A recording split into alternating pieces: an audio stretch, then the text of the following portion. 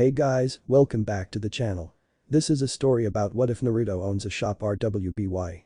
Before I start, please support for more amazing content and do consider subscribing to my channel and share this video with your friends. This is written by Project Equipment and link in description and support writer. Let's start the video.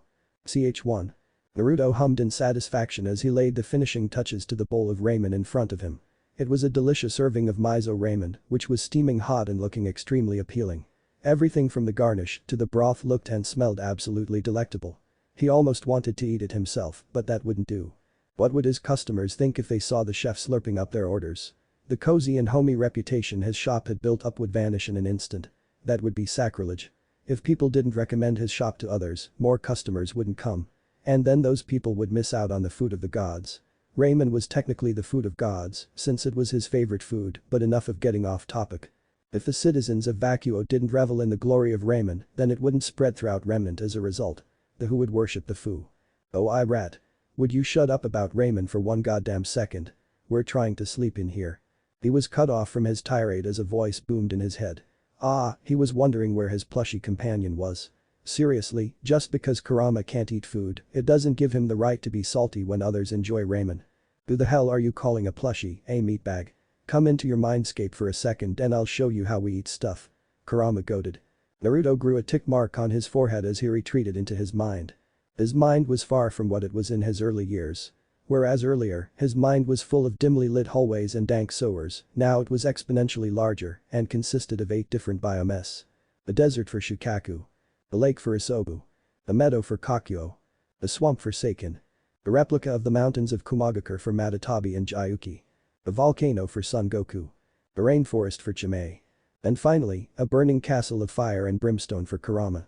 Why and how were all 9 of them together in his seal, you might ask? The answer is simple. After the 4th Shinobi War, the Biju were relatively free and were respected instead of feared. In that time, the elemental nations had recovered and were on the path to progress. The Shinobi alliance was going strong, even the minor villages were aligning themselves with the cause of world peace, and life as a whole was generally good. Kakashi-sensei had become the Rakudame Hokage shortly after, with Naruto himself in line for the position of Nanadame. All his friends were surprisingly and conveniently paired together. No seriously, that was a series of coincidences no one saw coming. Sasuke took Sakura along for his journey of atonement or whatever edgy title he gave it, the emo bastard. Hiba and Hinata ended up together after she got tired of waiting for his answer. It wasn't his fault that he completely forgot about her confession. He'd gone 8 tails for Kami's sake. He didn't even remember her getting stabbed, let alone her confession. Shikamaru and Ino were in a relationship, which he of course found troublesome, so were Lee and Tenten, Choji and Kari. So he was the only one left single among the rookies. Somewhere in the Pure Lands, Aburame Shino was sulking while crouched in a corner. He was tracing circles with his fingers on the ground while a cloud of depression hung over his head. Everyone always forgot about him, he thought, while continuing tracing his circles. Since one of his dreams was to have a family, this got him down in the dumps. Even after he became the Hokage, he was still single. This peace lasted for a good 20 years. Then the Otsutsuki happened. Those 3 stupid rabbits came down from whatever place they lived in and started hunting the Biju again. He had hoped against all hope, that the peace they fought for would last. But the second one of the major villages was threatened, they gave up their Biju out of fear. This was an action that infuriated Naruto to no end. With the help of Sasuke and those broken Rinnegan of his, they had managed to defeat the threat of Momoshiki or whatever his name was. But this ordeal led Naruto to a sobering realization: humans suck. Seriously, after the Biju did so much for them, suffered so much due to them, they still gave them up at the first sign of danger. He had had enough of the power-hungry ways of humans and approached the Biju through their shared connection with a proposal. Seal themselves within Naruto and then leave the elemental nations via Sasuke taxi. After making his points, the Biju agreed, as they too were fed up. And as they didn't need human interaction to live, they would be fine anywhere as long as they were together. Also, his seal was powered by the Shinigami itself, so it was much more flexible in accommodating them. So, they did the sealing. And Naruto became technically the new Jubi Jinchuriki. And since he already had Ashura's chakra, one can connect the dots. As a result, Naruto became more powerful than Kagaya was. He decided to remain in the nations to gauge what effects his decision would have, and exactly as he had predicted, Childhood Part 2 began. Whispers of monster and demon started floating in hushed tones, and the villages tried to subtly control him like they did the Biju. Naruto decided that, since he was still present, the power imbalance would be too severe if he were to remain allied to any hidden village. Thus, with a heavy heart, Naruto pulled a Sasuke, resigned as Hokage and left Konoha to become a wanderer. It was then that he discovered he was now a chakra entity, much like Kurama, thus making him effectively immortal. He wandered around as a sage, helping people whenever possible, with his shiny new Rinnegan. About 10 years later, Sasuke died on a mission for the village, and since the blood feud between Indra and Ashura had ended, they wouldn't reincarnate anymore. So Indra's chakra latched on to the closest similar source, Naruto. Now Naruto had become even more powerful, and since Kagaya was a goddess, that made him a god. He left the elemental nations via Yamatsu Hirasaka and decided to open a rift to a random dimension. It was how he ended up in a place called Remnant, with 4 kingdoms, rampant racism and the legend of 2 gods. Well, it didn't matter to him, since he was here just to relax and spend the rest of his days in peace. He arrived in Vacuo City of Vacuo Kingdom. Since he didn't know about this world, he decided to hang around there. He changed his appearance to hide his horns and whisker marks, as he was technically human and had enough of being seen as a freak for one lifetime. He then opened Ichimaki Ramen, a combination of his beloved Ichiraku and his own last name Uzumaki. It had been 3 years since then. His little shop was already a regular haunt of the locals, as his warm food came at a cheap price and was extremely delicious. He also did not discriminate against fairness, which was another plus in his book. All in all, Ichimaki was a place where anyone would be welcome. Snapping out of his reverie, he glared at the 9-tailed fox. "Kurama, aren't you taking it a bit far with the whole 'I'm the almighty Kyuubi-sama' bit?" he asked the fox, who was sitting on a burning throne while cackling madly. "What would you know, foolish human? Call me plushie again and I'll eat you," Kurama warned. "But you're so fluffy. And when I hug you I just sink into your fur." Naruto muttered something which Kurama didn't catch. "What was that last part, brat?" Naruto mumbled, fidgeting slightly. "Speak up," Kurama bellowed, making Naruto flinch. "You have toe beans, okay?" Naruto shouted, then his eyes widened and he slapped his hand over his mouth when he realized what he'd let slip. Kurama was getting even redder than he already was, whether it was from anger or embarrassment was anyone's guess. Naruto, being the idiot that he was, continued to dig himself into a deeper hole. "Yes, and they are soft, you know. One day you were sleeping and I booped one of them and it was such a surreal exp." Naruto didn't get to continue as he was forcibly ejected from his mind. "Stupid fox," he muttered while heading out to serve the ramen. His cage bunshin were already cleaning the mess and preparing to close up. "Don't mind him, Naruto, he's just being tsundeer," Matatabi chimed in. "I most certainly am." And Kurama was cut off as Naruto closed their link. He went to the seating area and saw that there was only one person inside. To be fair, it was about 10 in the night, so he wasn't all that surprised. "Here you go, sir, one miso ramen," he said as he set the bowl down. The man thanked him and started eating. Taking his cue, Naruto went inside to finish up cleaning. After about 15 minutes, the man paid up and left. Naruto was just about to pull the shutter down when he felt a presence trying to invade his mind. He wasn't too worried, of course, as anything strong enough to get past his own defenses would be promptly repelled by his tenants. No, what surprised him that he didn't sense any malice of killing intent, just sadness and hunger. So he let the charade continue, hoping to see it through. From the corner of his eye, he spotted who was most likely the perpetrator. A little girl with green hair. She was a frail little thing, clad in rags that could barely be called such, and was thinner than a stick. She looked to be about 6 or 7 years old, and she looked much worse than he was at that age. Suddenly, her image was overshadowed by that of a small blonde boy, just a little kid looking to get his next meal in a cruel world. No one to care for them, having to fend for themselves. He at least had old man Hokage, but this girl had no one. It reminded him of how he got introduced to the Ichirokas, the parallels were eerily similar.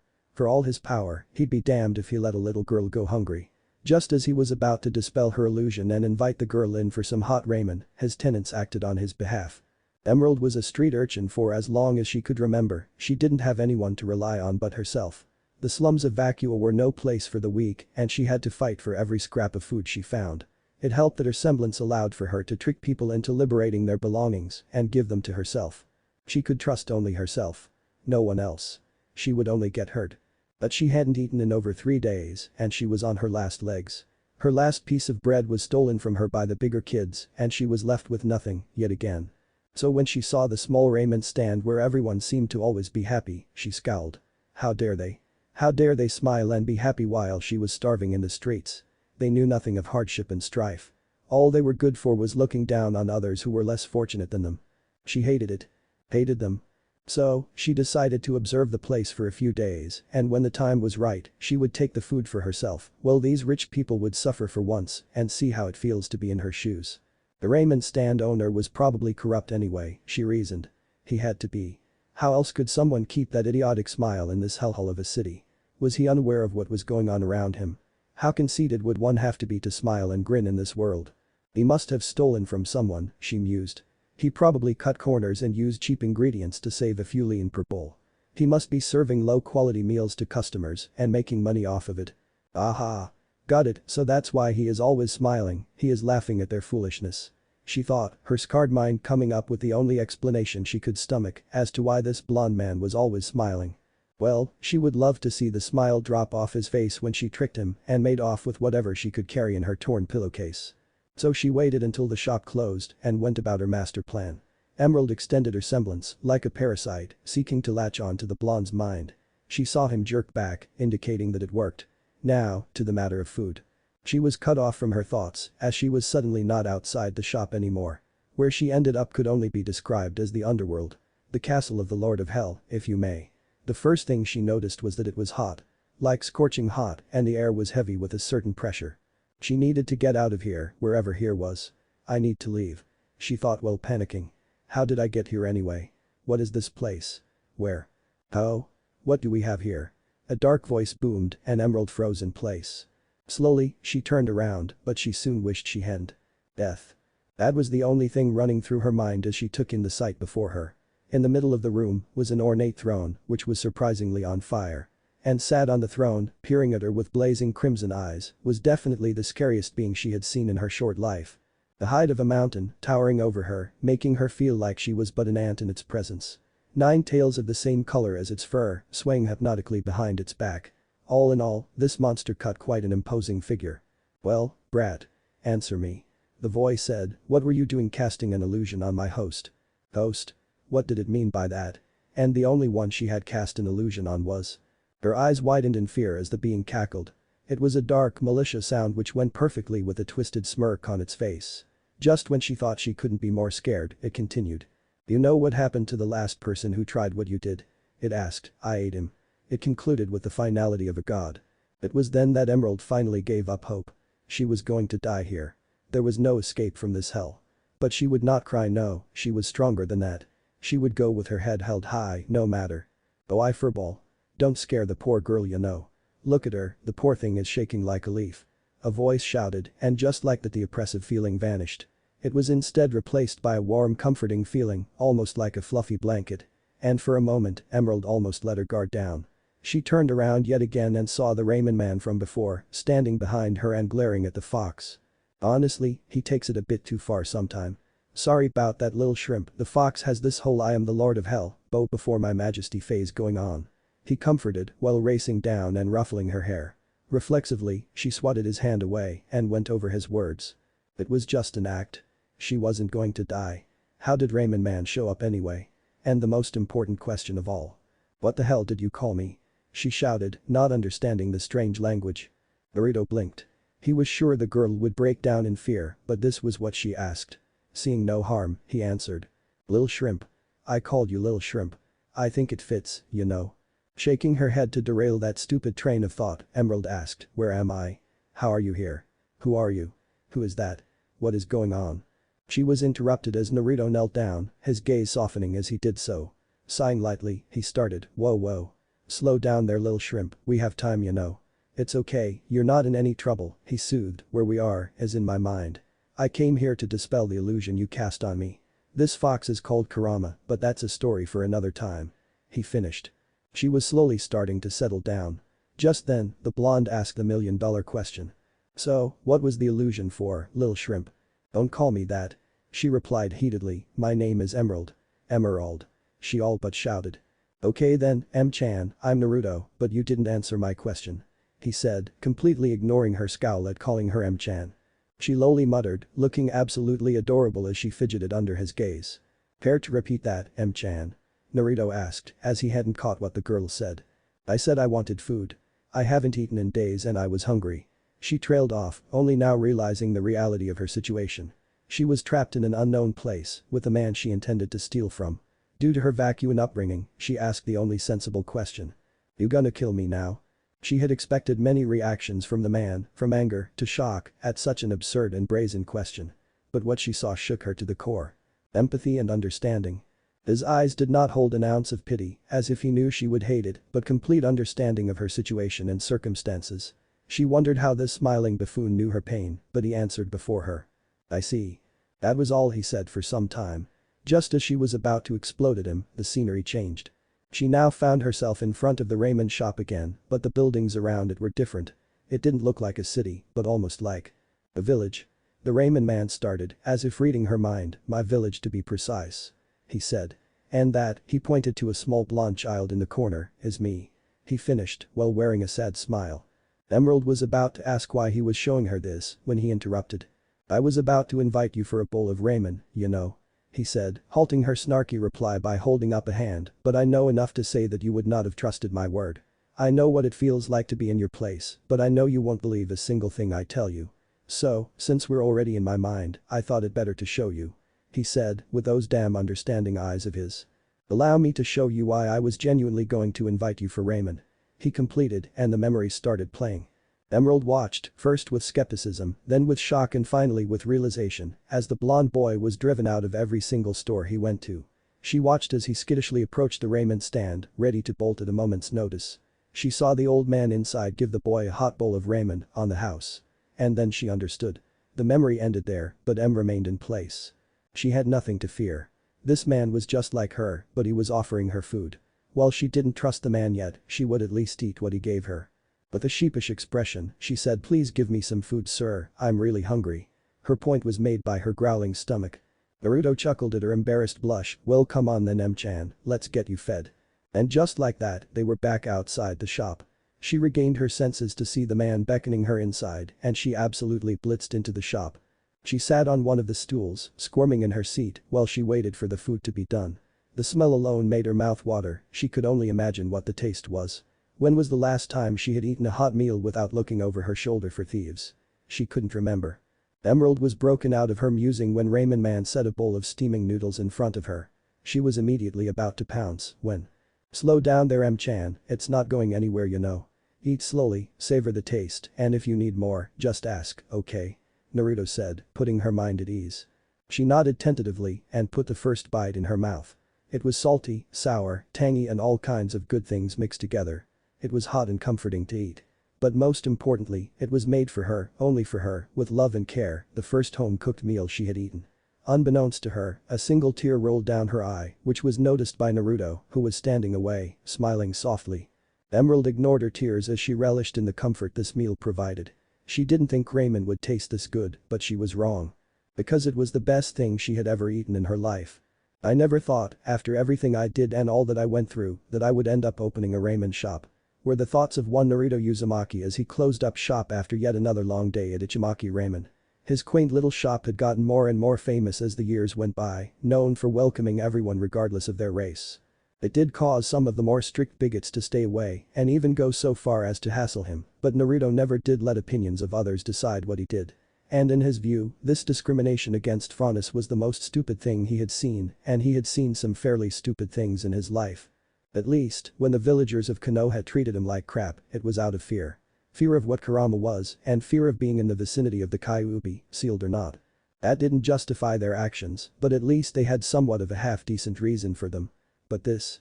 Discriminating against people just because of how they look, something that was out of their control. Unacceptable. Suffice to say that Naruto had beaten the snot out of some elitists for creating a scene and picking a fight with some of his Faunus customers. But other than the occasional scuffle, the shop was mostly peaceful.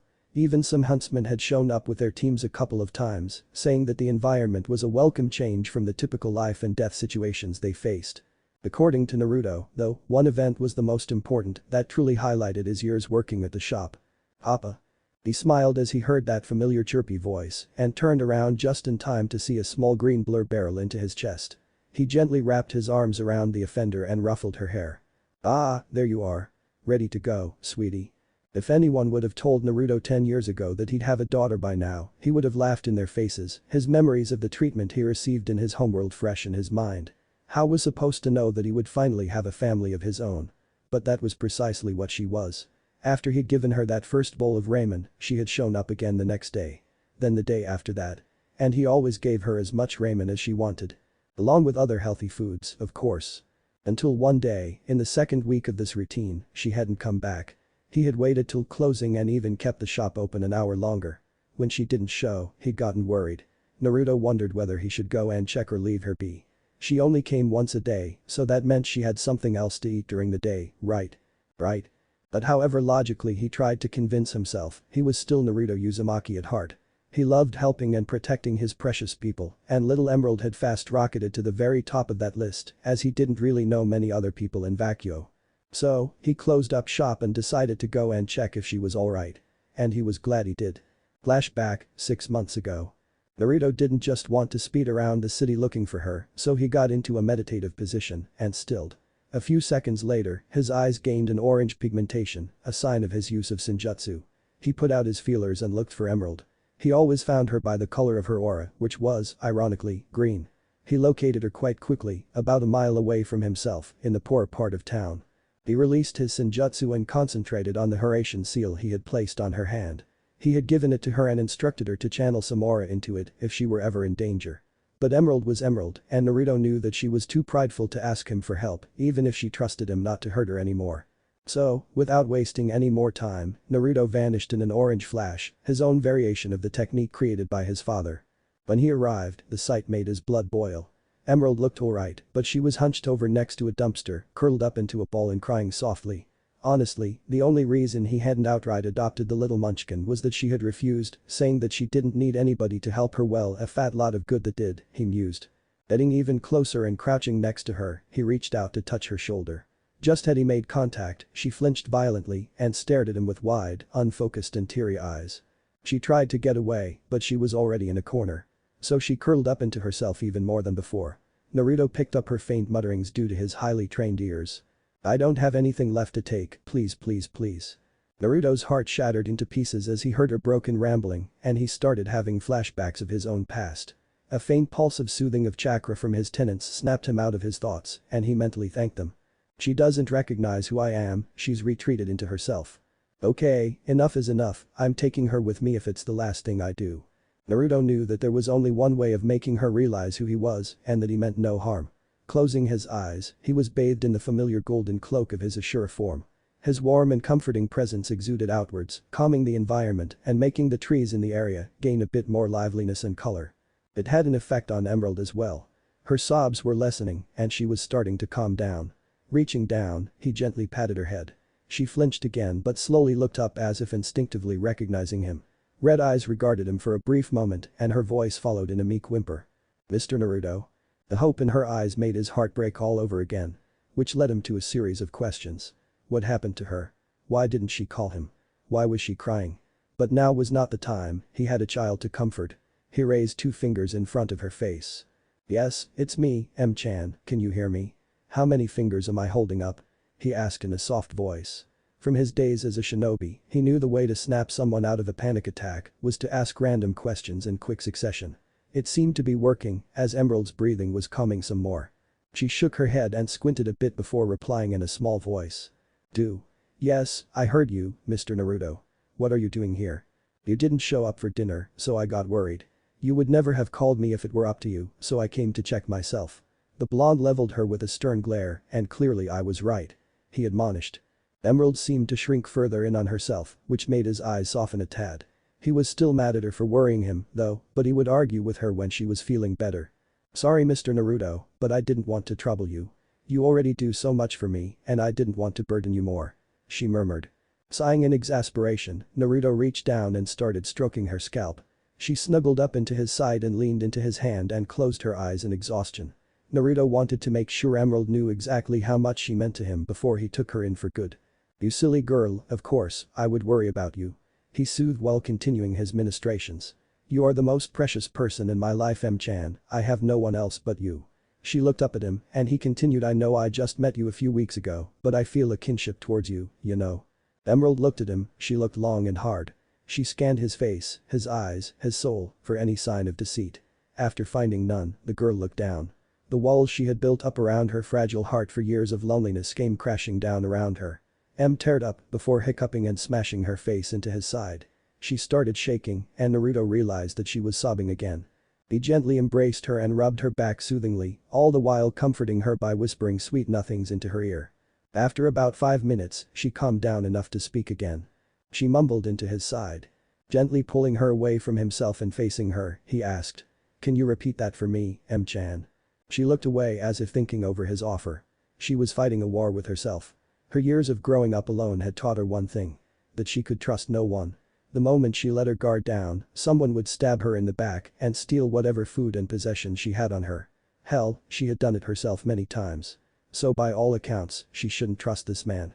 Surely he was waiting to strike the moment she started to trust him, just to prove that all people were evil, that his daily ramen treat was just a trap to bring her hopes up and watch sadistically as they all came crashing down. Then why? Why did she trust him? Did she even trust him? She thought. He hadn't led her astray yet and no one had waited this long to betray her before. But a malicious voice whispered in her head, everyone always does. No one cares about you, he has to have some sick plan in his head. Yes. There had to be something, she reasoned. She just couldn't wrap her tiny little head around the fact that Naruto, anyone, could be nice to her just for the sake of being nice. With new defiance and denial in her eyes, she glared weakly at him. Why do you care so much? Her voice began in a whisper but gradually turned into a shout. What's in it for you? No one is nice to me. No one cares about me. But you seem to, you gave me food, this dress and even some money. What do you want from me? She finished with all her emotion in that last shout. She was crying openly again now. Naruto, to his credit, took the outburst with a calm face. He could relate so much to this girl that it was frightening. He looked at her with a gaze of complete understanding. Is this what I would have turned into if I didn't have the old man Hokage? He thought inwardly.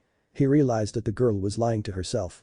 She wouldn't listen to reason as she was right now and if he just took her with him despite her complaints, it would accomplish nothing. She'd just run away at the first chance she got. So he decided not to use any words at all. It was time to try out if his ancestor Hagoromo and Sensei Jiraiya were really right in their worldview. It was time to use the most prominent power he had, the ability to connect hearts and minds, the power of complete understanding among two people. The power of Ninshu. This was a massive step for him, he mused. Ninshu was a soul bond of the highest, most profound level. It bared your entire being to the other person and connected you at your core. It required a lot of trust in each other. He wasn't going to go around giving people chakra, but even then he was hesitant to form such a close bond with someone.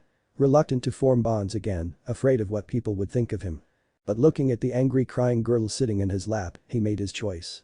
She needed this. He needed this. This would do them good. For her to trust him, he had to do the same for her. They both needed someone to accept them wholeheartedly, flaws and all. Trust was a two-way street, after all. Wordlessly, he raised his fist and held it out to Emerald. The fact that she didn't recoil at the action gave him a measure of satisfaction. She looked at the outstretched hand quizzically, not knowing what to do. Naruto looked at her. His fist. Her hand. Back at her. He wiggled his fist, all the while remaining silent. The look of realization dawned in those teary red eyes. Naruto wanted to bump fists, she thought. She couldn't understand why but raised her own fist to meet his anyway. Just to prove herself right, she defended. Any moment now, he would catch her fist and turn on her, any moment. Expecting the worst, she bumped his fist with her own tiny hand. And then she understood. Understood everything. Everything about Naruto, from his birth to his departure from his homeworld and his arrival on Remnant. She never would have believed him if he told her straight up. And somehow she knew that he understood her as well. She was speechless, as words were not necessary for their conversation. Retracting his fist from hers, Naruto moved over and picked up the frail girl in his arms. Let's go, M-chan, I'll take care of you. M could only nod, silently hoping that her life would take a turn for the better. Only time would tell how right she was. Flashback end. After taking her home, he had fed her and let her heal. Apparently, some older kids had stolen her stuff and made off with it. He made a mental note to find those brats and give them a piece of his mind.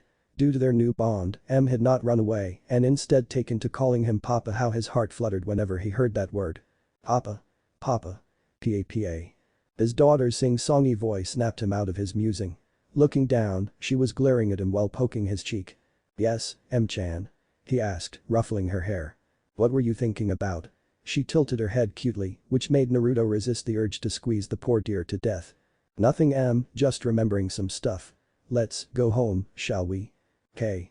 Naruto finally had a family now, he had a lovely daughter. And he would protect her with his life. It was another new day at Ichimaki Ramen, and Naruto was just getting ready to open up shop.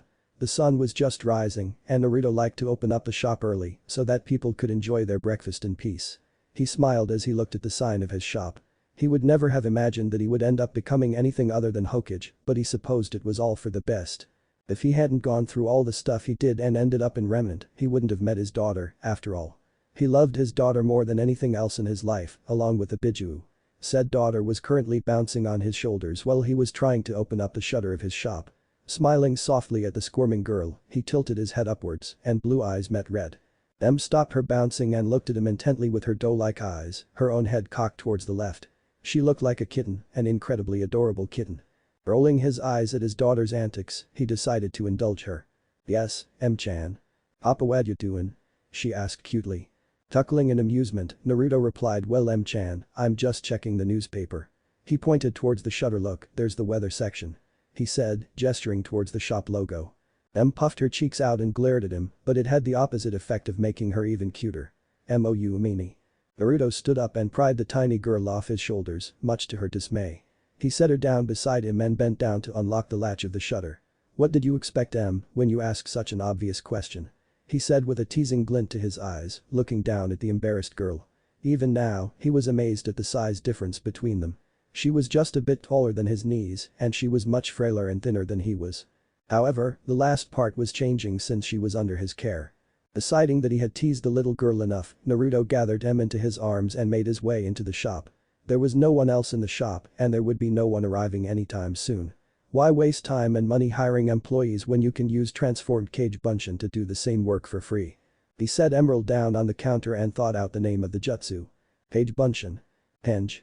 This was another advantage that Naruto gained due to his immense chakra and experience. He no longer required hand seals or speaking out the name of a jutsu to successfully perform it. It was a huge blessing, in his opinion.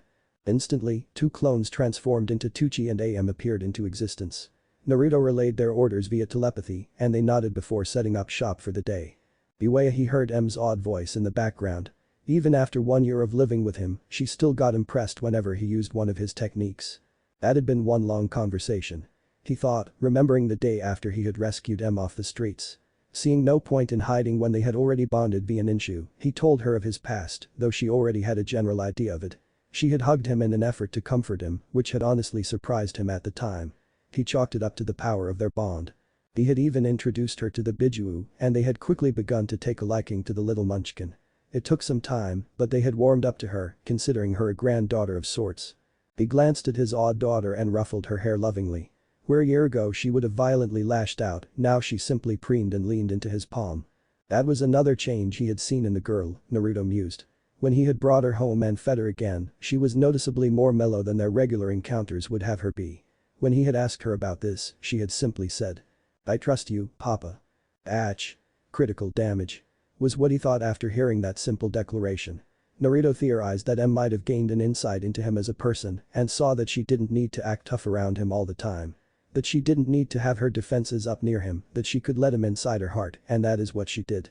The change in her personality might seem sudden to some, but Naruto knew that her angry attitude was just a defense mechanism. It was just like the idiot mask Naruto had adopted in Konoha. If there had been someone in Konoha who was already being good to him, had rescued him from certain death and then proceeded to form a freaking spiritual soul bond with him, Naruto himself would have dropped his mask around that person. Even he didn't know the full intricacies of Ninshu, and he didn't want to find out. Of course, M acted like this only around him. She was still snarky and distrustful of anyone that wasn't Naruto, which is why she stayed in the back during shop times. And she was extremely possessive of him. And she also started calling him Papa, much to his delight. Flashback. "You took care of me, fed me and took me in when no one else would. I've always heard that other papas do the same, so you're Papa," she said and nodded in victory. Naruto was looking at her with wide eyes, not believing that he had someone wanting to stay with him after his decades of loneliness. M was having an internal debate. Then her entire demeanor had changed. She looked away, her eyes glistening with unshed tears. She was fidgeting in her seat, suddenly appearing nervous. She had looked at him with those puppy eyes of hers and asked in her most timid voice. Unless you don't want me?" she asked, while barely holding back her tears. Naruto had not moved so fast even when he fought Kagaya. Before the girl could blink, she found herself wrapped in a warm hug. Naruto stroked her hair gently and said, Sure, M-chan, I'll be your papa. He watched as she relaxed in his arms before she started sobbing. Please don't leave me, papa, I don't want to go back to those streets. Please let me stay with you, please papa. She was wailing by now. He comforted her, rubbing her back in a slow, soothing manner. In this kind of situation, there was only one thing he could say. I won't let anyone hurt you, M-chan, it's a promise of a lifetime. Flashback end. After they had their moment, Naruto and Emerald were closer than ever. He also found that their bond gave M a basic understanding of his language. She could not speak complicated words as of yet but could understand when he did. This helped them both immensely in communication. Since M had nowhere else to go, Naruto had taken her in. She was currently 7 years old and was pretty far behind in her education. He had a clone teach her in their spare time, as well as giving her some books to read. M had reasonably caught up in the year she was with him and she could read and write fluently. As the schooling took place during the day, Naruto often brought her with him to the shop where she would study in the back. Which is what he was trying to get her to do now, but the clever little thing kept slipping out of his hold. Deciding to adopt a different approach, he placed her on a chair and spoke. M-chan, you need to study or else you'll never be able to find a job. Glaring in defiance at being told to study, M puffed her cheeks out and replied. But papa, I can just work in the shop when I grow up. So I can be with papa, yay. No yay, you need to study and get a proper education. Many children don't have this chance, M. You know that, right? Naruto chided gently. The girl sobered up at this thought. Of course, she knew. How could she not? She was one of those kids, after all. If her papa hadn't found her that fateful night, who knows what might have happened to her. Her father had made an excellent point. She couldn't forget her roots and she would work hard for what she earned. She would be someone her father could proudly call his daughter. Her eyes gained a fierce determination and she nodded. I know, papa. I'll be good. Emerald remembered the day after she had been taken in by her father, the day she asked him to help her become strong. She wanted to learn to fight like her papa so that she would never be weak again. So, she had mustered up all the courage she had and asked him to train her. She had seen his cool techniques when he'd rescued her and wanted to learn them all so she could be the strongest. The world obeyed the strong, after all. She had been weak once and she hated it. The crippling fear that even what little she had might get taken away was too daunting for her at times. She had her papa, but he wouldn't always be here. She needed to get stronger so that everyone would obey her. Fully confident in her ideals, she had approached papa and told him as such. Asked him to train her so that she could be the best. His response had been simple, but it shattered all her preconceptions about strength and weakness. Flashback. If we go by that logic, M-chan, I had no reason to take you in, did I? Naruto asked gently. Mere physical strength does not make someone strong, M. It is what you choose to do with your strength that defines you. He looked at her pointedly and he could tell that she didn't understand. Let me tell you something I live by, Emerald. The strong protect the weak, not exploit them. And true strength comes from protecting that which is precious to you. M nodded, still trying to comprehend the meaning behind his words. This went against everything she believed in. The strong protected the weak. Then why had no one protected her? Where were the strong ones when she was starving in the streets? She put those angry thoughts aside, instead focusing on the man before her. He was strong, that much she knew. That also meant he was right. Emerald also knew that Naruto was a good person, she understood that much about him from their bond. The bond made her implicitly trust him, all her walls came down crashing around him. But she didn't mind. If this was the way to become strong, she would take it. So she agreed. Okay, Mr. Naruto, I'll do as you say, now will you please train me? Naruto looked at her, he looked long and hard, as if searching for any deceit. He apparently found none, as he nodded. Sure, I'll train you. But first, we have to build up your body. That means a healthy diet and regular exercise to increase resistance and stamina. He lectured her like a teacher, and after that happens, I'll train you, he trailed off, chuckling menacingly to himself. And M didn't much like his tone at the last part of the sentence. Were his eyes gleaming? Flashback end. From that day, she had been started on a regime of simple exercises, a morning run and a healthy diet. She had complained about vegetables, but Papa would hear none of it. It was working, as she was becoming healthier and reaching the height meant for her age. She would be starting real training soon, and she couldn't wait. She was currently focusing on her education, speaking of which. Naruto nodded in happiness at his daughter. That's my girl. I'm proud of you. Emerald beamed at the praise, before skittering inside to study with a clone. It was only a matter of time before she went to an academy to become a huntress. She wanted to fight the grim and make sure orphans like her didn't have to suffer again. An admirable goal in Naruto's opinion, and he would support her every step of the way. Come to think of it, I should start looking for new places to move. Vacuo isn't exactly the best place to be raising a child and she'll need to go to school soon. Filing that thought away for later, Naruto went to work preparing for his first customers. It was around lunchtime when the restaurant got busy. Many folks from all around the city came to enjoy a pleasant meal at the establishment. But, due to the racism present in the world, some conflicts were bound to happen. Like one was happening right now. "Get out of my way, filthy animal." An angry voice shouted and caught Naruto's attention. Wiping off his hands, he went outside to investigate. Since all the waiters were reinforced clones, he wouldn't have to worry about the stand being destroyed. He made his way to the main sitting area and found that a burly man, probably the one who shouted earlier, was staring down a Franus woman and they both were glaring at each other. The man's eyes were bloodshot, denoting that he was intoxicated. "Great, just what I need. A drunk bigot," Naruto thought in frustration. He just couldn't have a day without any incidents. "And you hear me even with those big-ass ears?" The goon yelled at the lady. "Why they let you out in the world is beyond me. Your kind should be kept in zoos. Dirty pests." The man sneered and the lady, who appeared to be a dog Franus, was getting a few angry tears in her eyes. "This is a Franus-friendly place for your information," she retorted. "Read the sign outside, you bigoted idiot." The woman's logic made the man even angrier. "What do you know about signs, can you even read?" he snarled. "As I said, get out of my sight, can't you see I want to eat? Stupid bitch." His last comment brought about gasps from the various customers, both human and Franus. While calling a human a bitch was insulting, calling a Franus any kind of animal-related insult was considered very offensive. And this man had just called a female dog Franus a bitch. It was a very scandalous remark, at least by Franus standards. The man continued, "Do you know who I am, animal? I am Franklin Winchester, the head of the Winchester family." This declaration brought about reactions of surprise from the onlookers.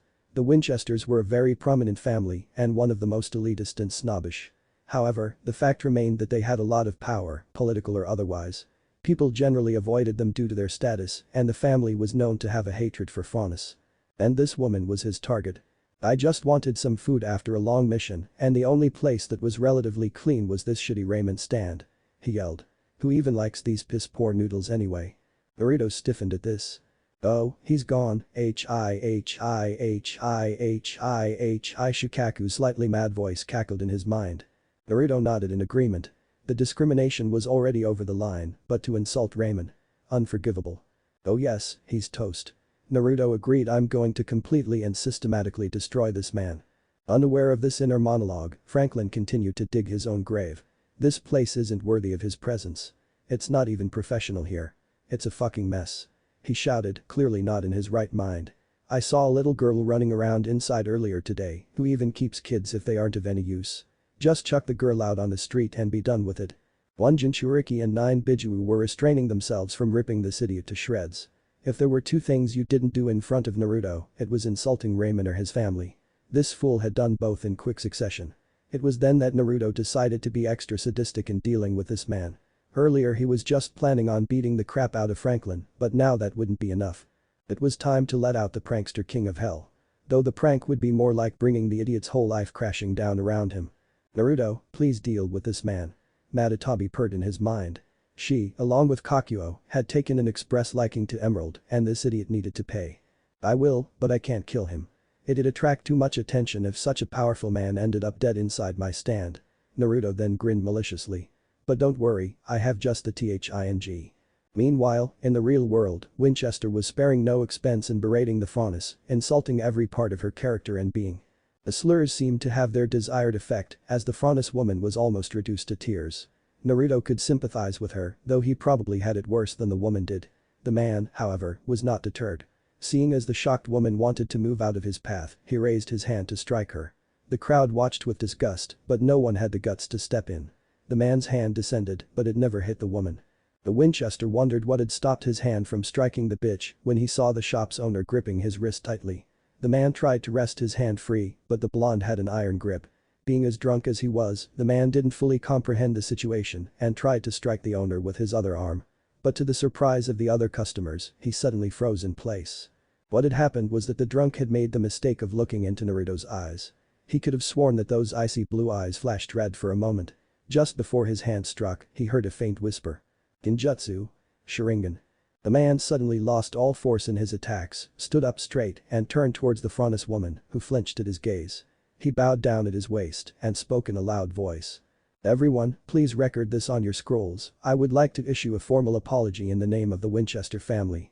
The bystanders were dumbfounded and did just that. The whole spectacle had attracted a lot of attention and people outside the stand were crowding around to watch. They all wanted to see what would happen next. In a corner, Naruto's eyes twinkled with sadistic glee. Seeing as everyone was recording him, Franklin continued. "I would like to humbly apologize to," he trailed off, looking at the dog-frontis woman he was insulting. "Ah. Amy," the woman squeaked out. Clearing his throat, he continued, "Yes, Ms. Amy. In the name of the Winchester family, I would like to apologize for being a colossal asshole. I am very drunk, but still very much an asshole." The crowd watched with wide eyes, Amy included, as the man admitted to his faults. But he wasn't finished, not by a long shot. "I am a small, weak little man who likes to belittle others for my own amusement. Our entire family is like that, actually. My wife is a haughty snob and my son Carton is an arrogant little brat. We hate frontis and regularly oppress them for fun." The crowd's eyes were bugging out of their sockets. Just what the hell was happening? "The majority of our estate has been stolen from frontis farmers who we coerced into giving us their land," Franklin said. "We don't pay the servants at our estate and we have committed numerous frauds and crimes. There is a ledger in my study in our mansion which details all of my transgressions. I am fed up of being a stupid elitist bastard and so I am confessing to my crimes. I implore the police to seize all of our assets even though there is no evidence of them being illegal. I can assure you that they are all stolen. I just covered my tracks well. I hope to go to jail like the worthless piece of crap I am." Silence. Total silence followed the man's confession, which was just recorded by over 100 separate scrolls.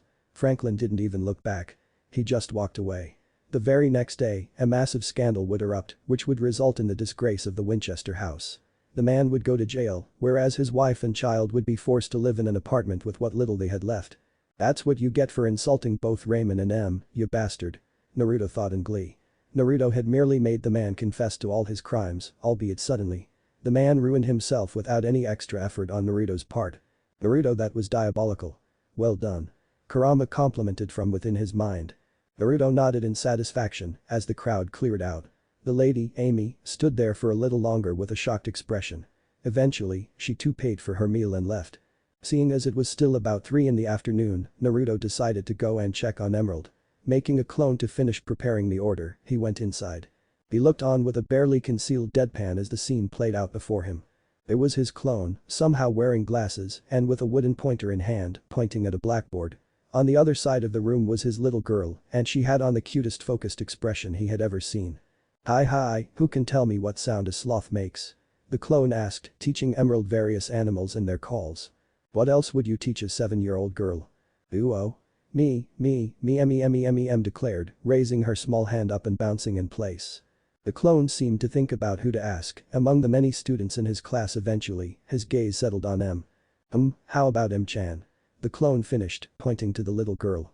M perked up and just as she was about to answer, she stopped. "What sound does a sloth make anyway?" she asked while tilting her head, her previous enthusiasm replaced with curiosity. The clone put a finger on his chin and seemed to ponder the question, but eventually gave up and shrugged. At this point, Naruto decided to interject. "What's happening here?" No sooner had he spoken those words than a green bullet tackled him. "Papa." M squealed happily. Naruto hugged her back, smiling softly down at her. "How's it going, M? What did you learn today?" Emerald mulled over it, deciding how to answer. "I learned to count to 1,000. And also, animal sounds," she exclaimed excitedly. He was glad the clones could teach adequately. "Well, keep it up, Emerald, and I'll give you a surprise later today, okay?" Why Papa's the best." "Ooh off. My aging heart," thought Naruto as he was once again overcome by the sheer mo that was his little girl. Naruto patted her head softly, which earned him a pleased hum from the girl. "I'll leave you to it then, be good, you hear?" "Yes, Papa." Chuckling to himself, Naruto went back to his kitchen. He started working on the next order, but then he felt something which made him freeze in his tracks. It was an old Horatian marker, one he gave out 2 years ago. And he remembered very clearly to whom he had given it. Summer-chan. He thought in worry, recalling the bubbly girl from 2 years ago. She's in trouble. I must go quickly. And with that thought, Naruto created a clone for M and vanished in a flash of orange. Flashback, 2 years ago. Naruto was reading the latest news on his scroll while sitting in the cashier's portion of the shop. It was a relatively lax day, as it was the middle of the week. It was also about 3 in the afternoon, so the lunch rush had just subsided. So having nothing better to do, he got out his scroll and scrolled through the news. He was still amazed by the technology of this world. It was so much more advanced than the elemental nations. While his homeworld had laptops and TVs by the time he left, this portable handheld device was on a whole new level. The applications were limitless, and one could access anything from news to games, or even music. Granted, the people of this world might have had to evolve faster due to the lack of chakra to defend themselves, he mused. He wondered if he should introduce chakra into this world. Naruto knew that this world didn't need it, but what if he found deserving? Absolutely not. Idiot. Oh no you don't. Don't screw up like the old man, Naruto. Rejected, kitten. As much as I would like new humans to kill, it's a big risk HIHIHIHI. Please don't, I just want to sleep peacefully. No Naruto. We don't trust anyone else with chakra. If you do that, I'll start freestyling and I won't ever stop. I also vote no. Well, that's that, Naruto thought. Alright guys, I won't give anyone else chakra. Naruto assured them, this world has no place for it, it will do more harm than good. Getting grumbles of agreement, Naruto resumed his news reading. It was really nothing new. Faunus writes, grim attack, dust shortage, same old. But this was precisely what he wanted after all. A place where he could normally live without any stigma or prejudice against him. The bell of the shop rang, signifying the entry of a customer. Naruto looked up to see 3 people, and he could immediately tell that they were huntsmen due to the massive weapon one of them was carrying. As a shinobi with decades of experience, he instantly analyzed them for potential threats. The first one to enter was a man. He had graying black, spiky hair, vermilion eyes, and slight stubble along his jawline. Along with a red tattered cloak, he wore a grey dress shirt, black dress pants and black dress shoes. He had what looked like a greatsword slung on his back, but Naruto couldn't be sure. Any weapon could look like anything in this world. Naruto's skilled senses also caught a strong smell of alcohol and lots of negative emotions from the man. Naruto generally kept that ability of his deactivated as he considered it a violation of privacy if it wasn't necessary or an emergency. But even then, some things and feelings got through to him. So even though Naruto couldn't tell exactly what emotions the man had, Naruto could confirm that he had some, at least. Great, another drunk. Naruto thought in defeat, I'm going to kick his ass if he becomes a bother. The second person was a woman. She had shoulder-length black red hair and wore a hooded cloak which was white outside and red underneath. Nothing else was visible due to the cover. She looked like a carefree person and did not give off as many negative emotions as the drunk did. The third person was also a woman, but she caught Naruto's interest. Mainly due to her appearance which was quite beautiful, he might add she had very light blonde hair tied back in a bun. Her eyes were bright green and she wore glasses. She wore a white top and a black high-waisted pencil skirt with black boots. "Ooh, the kitten has a crush," Matatabi teased, in line with her cat-like personality. She probably had a similar grin, too. Her statement brought chuckles from the other Biju. If he were any younger, Naruto would have blushed. But he had decades of experience with teasing and women alike, being Jiraiya's apprentice. Good for you Naruto, it's about time you found someone to love. Chimay began, a little somberly, and in this world, no one will care about you being a Jinchuriki, there's not enough history with us here. Yes, at the most, you'll be treated with respect for your power, not baseless hatred like before. Isobu added his 2 Ryo. I know guys and I agree. But it'll take some time, you know. Naruto said, a touch sadly. He was still hesitant to let people close to him. After facing so much hatred and scorn, if the person he loved ended up hating or fearing him, Naruto didn't know what he'd do. There was always the question of his immortality as well, but that was easily fixed. He could simply move the Biju to a dimension of his creation and fade away himself. He wasn't concerned about outliving his loved ones, but with getting loved ones in the first place. The Biju had tried to convince him to settle down, both in Remnant as well as the elemental nations. But Naruto was too afraid to trust anyone again. Naruto shook himself out of his sad thoughts when he realized that the pretty blonde woman was waving to him with a slightly annoyed expression. Yes ma'am, how may I help you? The woman sniffed, seemingly displeased with his late response. She then spoke. I was asking if you had a table for 3. Naruto raised an eyebrow at the tone she used. While not sounding rude, it was like she was correcting the behavior of a child. She was standing straight, her features schooled in a mask of indifference. The other 2 were nonplussed as if used to this behavior already. He guessed that she was a strict kind of person. Naruto, being Naruto, decided to tease her a bit. Sorry, I was so enthralled by your beauty that I wasn't paying attention, he said while grinning and rubbing the back of his head, not ashamed at all. The very instant he said that, the drunk behind the blonde woman burst into laughter, along with the other lady, who was giggling. "Oh man, you must have balls of steel." The drunk roared, still cackling madly. The cloaked girl started giggling harder. But the most interesting reaction was from the lady herself. Her face had turned a slight tinge of red and her eyes were wide. She was blushing, could be either in anger or embarrassment. She seemed to take a moment until his words registered and then. "WHWH, what an uncouth remark," she exclaimed, a tad loudly for an indoor environment. "How can you say something so rude to someone you just met?" "How can I? Whatever do you mean?" Naruto continued, mirth glinting in his eyes. "Is it a crime to appreciate sheer radiance when I see it?" he asked, feigning ignorance. The woman was turning redder by the minute, so Naruto decided to end it there before she exploded and someone got injured. He wasn't kidding about her beauty, though, so he wasn't about to apologize for it. "Anyway, to answer your question." He clapped his hands, snapping the woman out of her embarrassed state. "I do have a table for you if you would kindly follow me," he said, moving towards an empty table. He beckoned to them to have a seat, which they did. All the while, the drunk was howling with laughter. So was the cloaked lady, but her giggling was a bit more subdued. It was a good thing these were the only customers he had, or else there would be a nuisance. Just as the pretty woman was about to take a seat, Naruto pulled out her chair for her, bowing slightly. "Milady," he said, failing to hide an amused smile. He was expecting another outburst, but he got something else entirely. With what he knew so far about this woman, she seemed uptight and strict and a bit prudish. Naruto never believed in first impressions all that much, but he knew next to nothing about the lady. He wanted to get to know her, hence his advances. But the outburst never came. What he got was something entirely different. The woman simply nodded and smiled beautifully.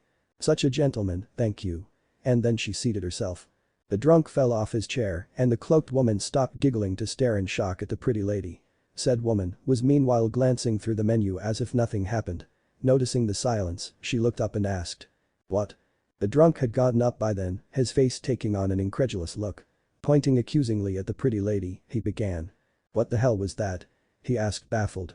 "I thought that you would send him through the window for his comments and you're thanking him."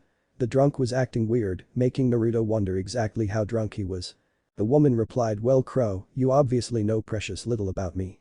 This good man here at least had the manners to pull my seat for me, as chivalry demands." She spoke in a haughty tone, thanking him is only right, after all. The now named Crow didn't back down. "But what about his flirting earlier?" The woman looked at the menu, suddenly finding it very interesting. It wasn't, in all fairness, that much of an unwelcome change. "That's just a roundabout way of saying you liked it." "And why is it so baffling if it did?" the woman challenged. "A proper lady likes to be appreciated, Crow. Not that you would know anything about being proper, that is." She sniffed. At this point, the cloak lady interjected. She had been looking oddly shocked as well, leading Naruto to believe that the blonde woman did not usually behave like this. She peeked her head out of her cloak and spoke. "But Glinda, you never talk to guys in such a manner. And I thought that you hated flirting because it's uncultured or something and also." The woman was cut off by Naruto as she was going into a rant. Naruto was just as stumped, so he asked as such. "I think what she means is that your earlier reaction was much different from this one." The woman, Glinda, averted her eyes at that. She seemed to take the time to think up a response. "I apologize for my earlier outburst, I was flustered," she admitted, still looking away. "I did not know the proper decorum with which to respond." She finished, and to Naruto, she seemed almost shy. He would probably get clobbered if he mentioned it, though. "Not used to it?" Naruto asked, honestly confused. "Are the men around here stupid or blind or something?" He tilted his head, all signs of teasing gone. The implications of this statement were not lost on the three. Glinda smiled and blushed prettily, as if pleased to be complimented again. Crow was looking close to collapsing in shock, while the cloaked lady was just as stricken. "Why thank you for your kind words," Mr. Glinda said, looking to Naruto expectantly. Naruto Uzumaki. "Pleased to meet you." Extending a hand to her, he was happy when she shook it. "And who might you be?" Glinda gave a demure giggle. My, what a well-mannered man. It's truly a rarity to see someone so well-behaved nowadays." She finished, still giggling. Naruto grinned at that. "Well, I can be pretty gentlemanly, you know," he stated and immediately froze with widened eyes. Now he'd gone ahead and done it. Naruto's verbal tic had slipped out. That was so embarrassing while talking to a woman. As if on cue, the entire table burst into laughter. Naruto actually blushed, further increasing their guffaws. Even Glinda was snickering in amusement. Eventually, they calmed down and introduced themselves. "I'm Crow Branwen, nice to meetcha." Crow greeted with a lazy wave, more out of obligation than interest. "I'm Summer Rose, his teammate," the cloaked lady said boisterously. Naruto chuckled at her enthusiasm. And I'm Glinda Goodwitch, a pleasure to meet you. Glinda finished with a friendly smile, which Naruto couldn't help but reciprocate. Well, it's nice to meet you all, what would you like to have? Naruto said, with his pad in his hand. He took their orders and went to get them filled. Throughout their meal, he engaged in conversation with the trio. He discovered that they were ex-students of Beacon Academy, which was a prestigious school in Remnant. They had graduated a year ago and were on some mission, which Naruto didn't ask about. The three seemed to be in their early 20s. Soon, their meal came to an end and all of them were sitting and chatting. Since the trio were the only customers in the shop, they had established a rapport with Naruto. He also gave them a free dessert each so that they could sit and talk. Summer opted for cookies, while Glinda chose tea. Crow asked for alcohol but was promptly refused. After the meal, they were sitting in a companionable silence, which was broken by Naruto. So, Glinda, can I have your scroll number? I would like to be friends, if it's alright with you. Naruto asked, getting straight to the point. He was never one for beating around the bush. Glinda seemed to think it over, but eventually, she smiled and nodded. I would like that, Naruto, you seem like a nice man. Ha! I'll be damned. And of course, Crow had to interject. If Naruto were honest with himself, he was getting irritated by Crow's comments about Glinda. She was a delightful and pleasant woman, and there was no need to be mean to her at every possible chance. Before Naruto could wonder where this protectiveness came from, the words had already left his mouth. You know, you should learn some manners like Glinda says. He said, making the woman turn to him, and I don't appreciate you being so crass to my new friend. Glinda was staring at him in something akin to awe. She never expected the man to stand up for her, instead to ridicule her like most and join in on the joke. She knew that she was a bit stricter than most, but she always tried not to come off as snobbish or rude. However, it still made her the butt of many jokes among her peers. No one saw past the first impression they got of her and got to really know her. But this man, within minutes of meeting her, had blatantly stated that he found her beautiful. Not snobbish or rude or prudish, but beautiful. She had been complimented a lot before, she was a good-looking young woman of 23 after all, but hearing it coming so nonchalantly from a male was refreshing. She knew he was joking, but the fact still remained. He'd spoken with them, all the while being the perfect host, and even given them a complimentary dessert and drink each. And he'd called her his friend, after just 2 hours of meeting them. On second thought, he did seem like an outgoing person, she mused, who would make new friends left and right. Still, it was good to find someone who wasn't put off by her strict disposition. She would definitely like to get to know him better. The two tapped their scrolls together, exchanging their information. Great. Thanks, Glyn. Naruto exclaimed, grinning cheerfully. Glyn? She asked, raising an eyebrow. You're my friend now, so I'll call you Glyn. I nickname all my friends, you know. Naruto explained, leaving out the fact that she was currently his only friend. Glinda seemed to think over this information, and she nodded. Very well, I'll allow it. She smiled. Crow was choking on his spit by now and glared at Naruto. Whad you mean Blondie, that's how she is, all prim and proper. He slurred. Had he been drinking inside the shop? Still, I would appreciate it if you didn't. And please don't drink in my shop, it's the middle of the day. Naruto said while rubbing the bridge of his nose. Why did he get stuck with all the drunks? His teammate, Summer, looked embarrassed that he was drinking again. Glinda was shooting Crow a disapproving glare. Unfortunately, this logic seemed to infuriate Crow even more. He got up from his chair, making Naruto tense in anticipation. If the drunk wanted a fight, he was going to get one. Oh yeah? Crow drawled, what are you gonna do about it, huh? Feed me to death. Crow. Summer admonished, with Glinda not far behind. Apologize to Mr. Naruto right now. She chided as if berating a child. Naruto idly wondered if she spoke from practice, but let the thought go. She then turned to Naruto, I'm so sorry for my teammates' actions, Mr. Naruto, as the team leader, I will take responsibility. She finished loudly, with determination in her eyes. Naruto smiled at her, as she reminded him of his younger days. It's no problem, Summer, I'm used to drunks and their antics. He slyly looked at Crow, and don't call me mister, I'm probably as old as you are. Summer lit up in curiosity, whoa, seriously? We're 23. How old are you? She grinned. It seemed she was opening up a bit more. The same. Not by a long shot, but they didn't need to know that. Hey, don't ignore me, I'm saying some important stuff here. Hollered Crow. Naruto wondered whether he should just kick the guy out, but that would mean Glinda would have to leave. Well, he was itching to punch something anyway. Say, Crow. Naruto began, how about a spar? He grinned challengingly at the end, making it harder to refuse. The two women were shocked at this turn of events and were going to speak up. Ha! I like you, Blondie. Crow bellowed. But I'm a huntsman, you see. Wouldn't want to kill a civvy accidentally. he said, and the ladies seemed to agree with him, getting visibly relieved expressions. Naruto decided to forego reason and strike at the core, Crow's ego. "I'm sorry, are you named Crow or Chicken?" He jibed, getting a glare from the man, and besides, I have to defend the lady's honor, don't I? He finished with a mock bow in Glinda's direction. She was not amused. "Don't be stupid, Naruto, he might not look it, but Crow's really skilled." Glinda admonished him, begrudgingly admitting Crow's skill. "Even while he's drunk, he could seriously hurt you, or worse." She finished. "Yeah, listen to your girlfriend Blondie, I don't want to hurt you. You seem like a good guy, so I'll give you a pass this time," he said in a cocky manner. Crow wasn't some kind of thug, he liked to fight as much as the next guy, but he had his self-control. If he started beating up every civilian who looked at him wrong, he wouldn't be fit to be a huntsman. Glinda looked a bit miffed at the comment, but before she could defend herself, the atmosphere changed. The dining area of the shop suddenly got a lot hotter, and the cozy, homey atmosphere was replaced by something more sinister. Crow looked at his friends and found that they were breathing heavily. The room was tinted red, and it just seemed wrong. Like there was some danger lurking over their heads, and he couldn't tell or see what it was. And what he couldn't know, he couldn't counter. The air was laden with an oppressive pressure, and Crow was faintly aware of the sweat gathering on his brow, but he just didn't care. He was ready to attack at a moment's notice, but nothing was attacking him. There was just this uneasy feeling in his gut, but he couldn't find the source. "Are you sure about that? Who the hell was that?" Crow, in his intoxicated and wary state of mind, got even more worked up due to the demonic-sounding voice. He looked towards his colleagues, who were just as alert. Then he looked to Naruto. Were his eyes always red? "Are you so sure that you'll hurt me?" Naruto spoke in that same deep voice of his eyes now crimson and slitted, like a fox's. "How can you know till you try?" he finished, giving a fanged grin. Just as Crow was about to attack in a panic, the oppressive presence vanished, and all was right with the world again. "Well then, how about that spar?" Naruto spoke cheerfully as if nothing had happened. "What the hell was that?" Surprisingly, it was Glinda who shouted this, breaking her usual personality. I meant, how did you do that?" she finished, regaining her composure and adjusting her glasses.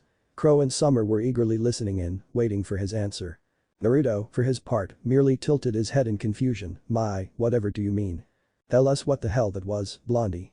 Crow yelled, how can a noodle shop owner create such an uneasy atmosphere? It was nothing he couldn't handle, but Crow was still intrigued by this chef in front of him.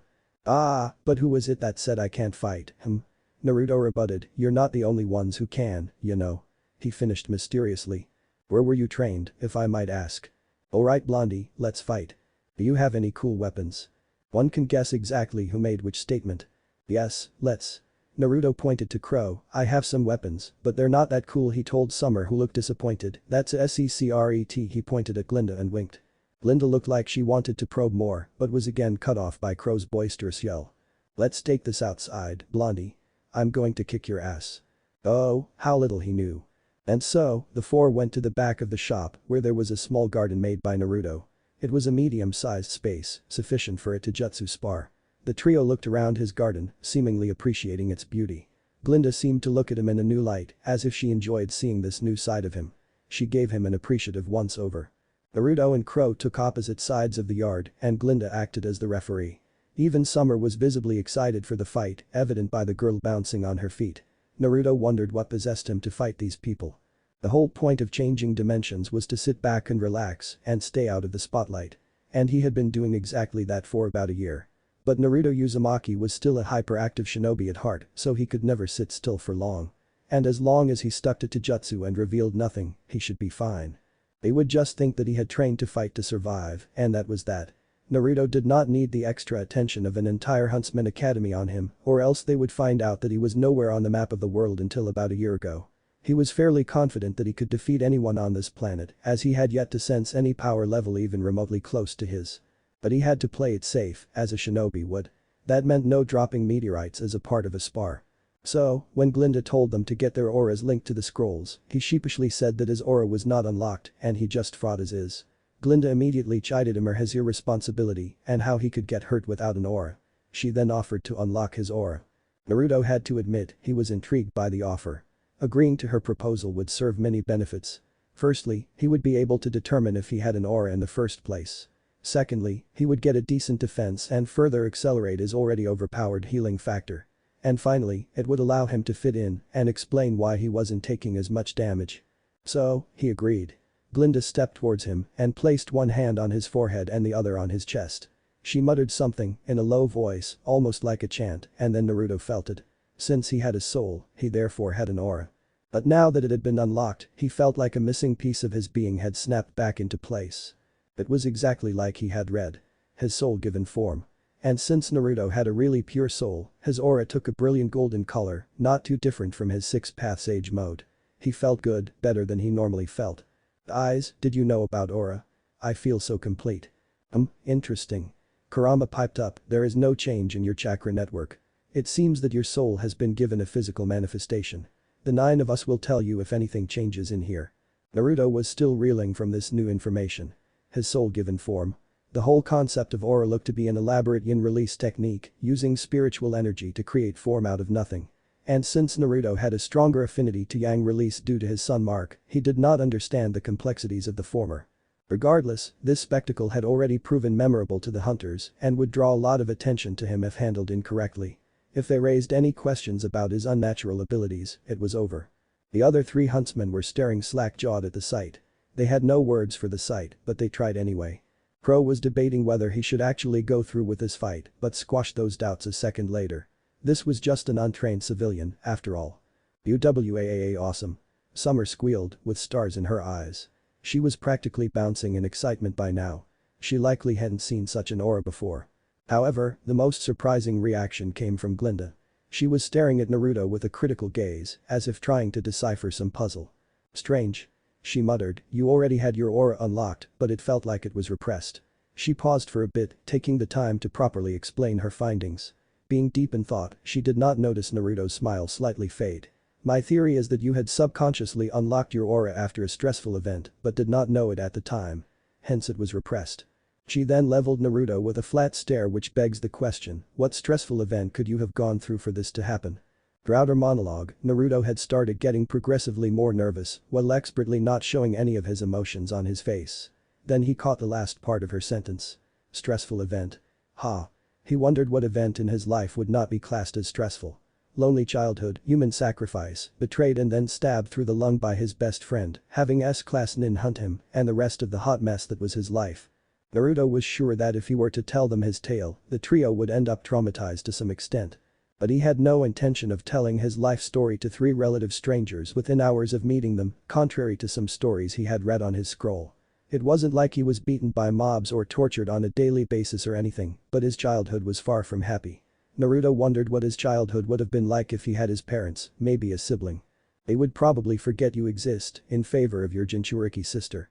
Shukaku said, making Naruto pause and the other Biju look at him, then you would get treated exactly like you were for holding the soul of Kurama until you abandoned Konoha and got taken on as an apprentice by a never-seen-before ninja more powerful than the Yondaime.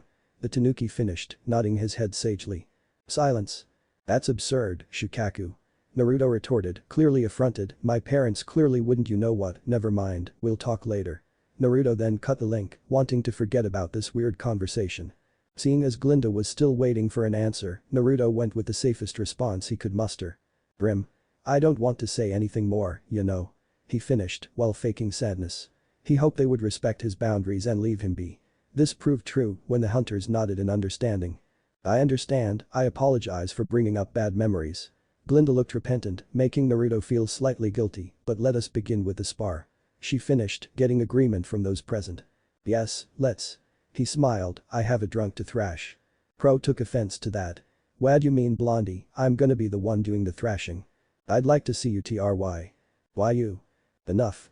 Glinda interrupted, visibly irritated by now, be a little mature and settle your differences in the match. She scolded. Yeah. Fight FIGHT. Summer chimed in, unable to contain her excitement. The 2 men took opposite sides in the lawn, treating it as a ring. Their aura levels showed up in their respective scrolls, both bars full. Naruto, unsurprisingly, had almost twice as much aura as Crow did and did not like it one bit. Having any attribute of his recorded and on display to everyone always made him antsy. The 2 opponents shook hands before facing off and none of the hunters noticed a black seal briefly flare into Crow's palm. 3, 2, 1. Begin. Glinda shouted and leaped out of the way. Both fighters stood completely still for a few moments, gauging each other for potential threats. Well, Crow was gauging Naruto for threats, while said blonde simply stood there with his hands in his pockets, looking incredibly disinterested. Crow, of course, interpreted it as Naruto looking down on him and rushed the blonde in a burst of speed. Even though his semblance wasn't related to speed, Crow was still one of the fastest huntsmen in Vale. Which is why he was surprised when his attack hit air. Crow balked when Naruto suddenly disappeared and immediately got on guard.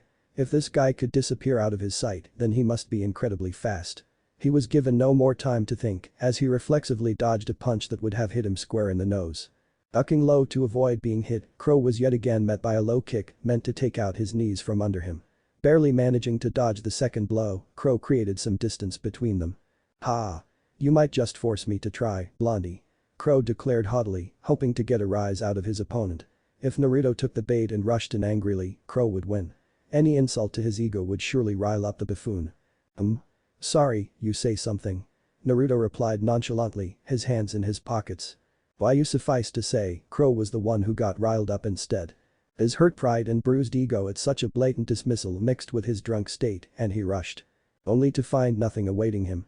Looking around for Naruto, the hunter found his opponent yet again behind him, but something was different. Because Naruto's hands were out of his pockets, but not to fight. Oh no. The blonde was eating ramen. Miso ramen at that, which was steaming hot, signifying the fact that it was freshly made. "When did you even make that?" Crow crowed indignantly. This shopkeeper was really grating on his nerves. He was not met with a response. The two female spectators had dumbfounded looks on their faces. Summer was jumping up and down at Naruto's speed, being able to dodge Crow like he did. Glinda, however, was torn. She didn't know whether to be irked at Naruto for not taking the spar seriously or to be impressed at his speed. This went on for quite a few minutes, Crow trying to hit Naruto while Naruto simply dodged around the hunter's hits. This was all well and good, but Naruto wanted to finish this before he ended up either killing Crow or revealing something by accident. It helped that Crow was not in top shape and getting tired. He could downplay his win as a result of Crow being drunk. But now, time to end this. Suddenly, Naruto appeared in front of Crow, grabbing his right arm mid-punch. No one inquired where the ramen went, too invested in the spar. Since Naruto had a vice grip on Crow's arm, the hunter could do little else than tank the hit he knew was coming. Crack. The hit came with such force that Crow's aura could barely protect him. It was a brutal punch, delivered directly to the man's solar plexus. Aura groaned and struggled against Chakra, and Chakra ultimately won. Crow had the wind knocked out of him and collapsed in a heap. Crow's aura was dangerously in the red, and Naruto's was full. There was a clear winner. Victory goes to Naruto. Glinda announced, trying and failing to keep the surprise out of her voice. Even Summer had gone oddly still. Naruto was about to ask if she was okay, when suddenly. "Woo!" Summer exclaimed, bounding over to Naruto and getting in his face. "You were so cool," she fired off, "you were all like wah. Pua. And where did the ramen come from?" And she was cut off by Glinda, who placed a hand on the excitable young woman's shoulder. "What Summer means to say, Naruto, is that we were surprised to see you win," she said while pushing up her glasses. Crow is a prominent huntsman and defeating him is no small feat. She finished with a self-satisfied look on her face. She must be enjoying the sweet retribution, Naruto mused. He was probably drunk, you know," Naruto replied, scratching the back of his head, "and I've always been really fast. Nothing special, really." He finished, using a subtle genjutsu to drive home the fact that it was, indeed, nothing special. He wasn't faking their emotions or thoughts or the like, just subtly reinforcing any doubts they might have had about Crow's condition and Naruto's talents.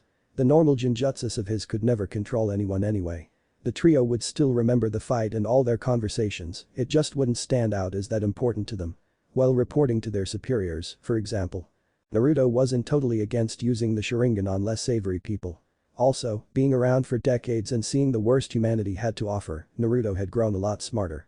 A subtle illusion to protect his identity would go a long way in the future. He wasn't above using his abilities to subdue criminals and other scum of the earth, as he could properly sense their emotions before using his eyes on them.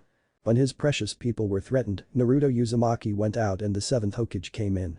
Naruto knew that he would eventually be outed, but he wanted to prolong that and relax for as long as possible. Once his name got out, many people from various groups would surely try to recruit him to use him for their own goals. He didn't want to keep killing or erasing the memories of random goons sent to him. The trio nodded at his reasoning, Crow having recovered by now. "I knew it. You just won cause I was drunk, Blondie. Thanks for the assist, Crow." Though it did make Naruto wonder, why had he agreed to the fight anyway? He had been bored, but that wasn't sufficient to risk his peace like that. Then what? The answer to that question was looking at him, a proud look on her face. Linda. Naruto wondered, why would I do something like that for her? I did act all friendly with her, but that's how I outwardly act with everyone. Naruto was really confused. He didn't realize that he had fought Crow to defend Glinda until he actually reflected upon it. Why had he defended her, though? What was it about her that drew him in?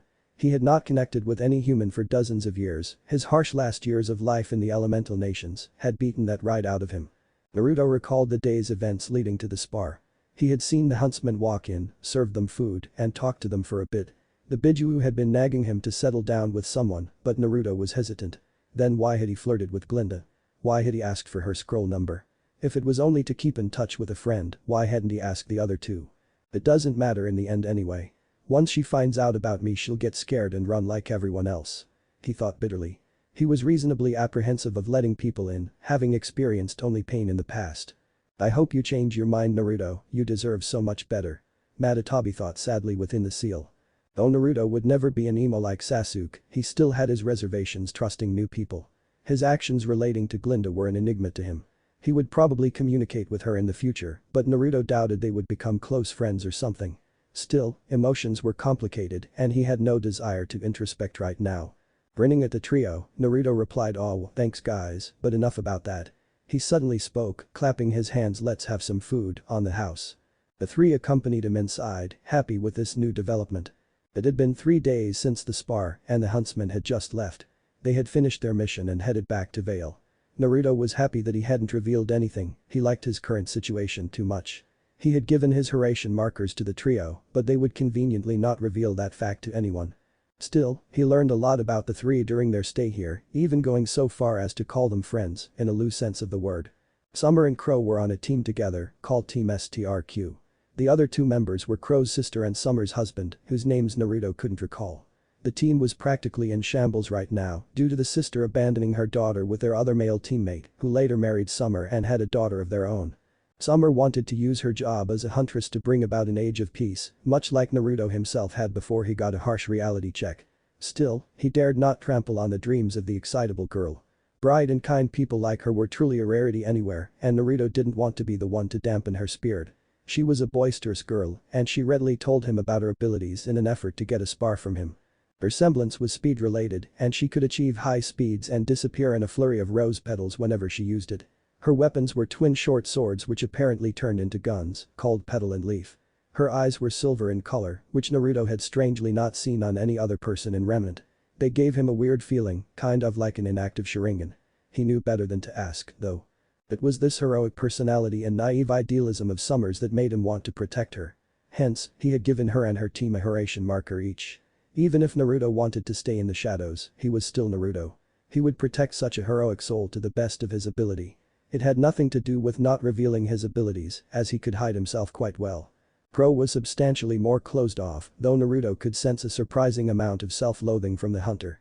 Although, Naruto was a surprisingly good judge of character, if not the best ever. Crow was a good man at heart, and much like Naruto, he would give his all to protect his precious people. His weapon was some kind of sword-scythe hybrid called Harbinger, and he could change its form at will. Crow said nothing about his semblance. Glinda was the one he talked to the most. He never revealed anything concrete about himself, but he got along with her the best. She had a strict and stern personality, but underneath that hard shell was a wonderful young woman. She was already a teacher at Beacon Academy, and Naruto could tell that she cared a lot for her students. He liked someone who could properly guide the next generation, unlike how he had been taught. Her weapon was a riding crop called the Disciplinarian, and that was it. She mainly used it to channel her semblance, which was telekinesis. It was the coolest semblance Naruto had seen so far, much like the Shinra Tensei. They left soon after the third day, leaving Naruto to contemplate the conversations he had had with them. It was at this point, after lots of goading from the Biju, that Naruto decided to actively try to get to know Glinda in the future. He didn't make any promises, but he would just do what he wanted regardless of the consequences. It was how he worked best, after all. Naruto wondered when he would be seeing these people in the future. Flashback end. Naruto appeared at the location where his marker had been dropped, Sharingan already active to maximize his reaction time. And he was glad he did, as he was immediately forced to duck to avoid a giant claw. He quickly dodged the blow, jumped back and took stock of the situation. And he was not amused. There were about 100 Grimm around him, from Beowulf to Nevermore alike. Some of the trees next to him were uprooted, signifying a fierce fight. The Grimm were all growling menacingly, itching to attack him. It was then that he realized what they were attacking, or rather who. Seeing the downed and bleeding form of Summer Rose, Naruto clicked into motion. He didn't think at all.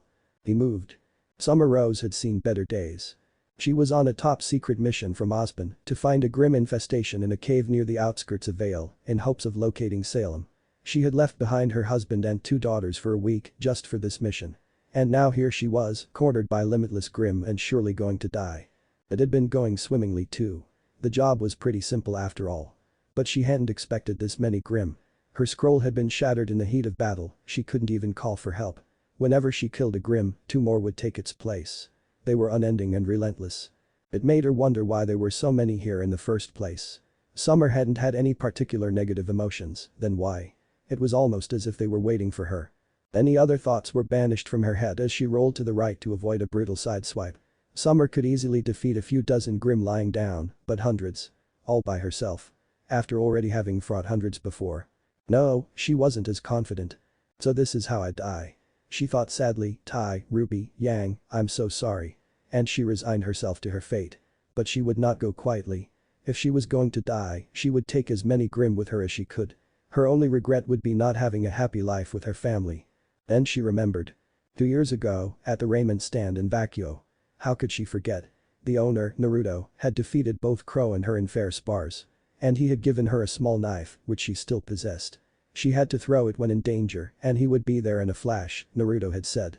Not bothering to question why she had suddenly remembered this fact, Summer fished out the small knife from her holster, prayed to the gods, and threw. When Naruto saw the broken and bleeding hunter surrounded by Grimm, his brain went on autopilot. All thoughts of hiding his abilities went out of the window, his sole focus being the safety of Summer. However jaded he might be, Naruto Uzumaki would never allow a good person to die on his watch for the sole purpose of hiding his powers. He wasn't and would never be that kind of person. Page Bunshin no Jutsu. The newly created clone instantly appeared at Summer's side, already healing her with his Yang seal. Now that she was in safe hands, it was time to deal with these pests. Naruto scanned the situation for the optimal way to end this fight. He was flanked by Grimm on one side, and Summer had been backed up against a wall.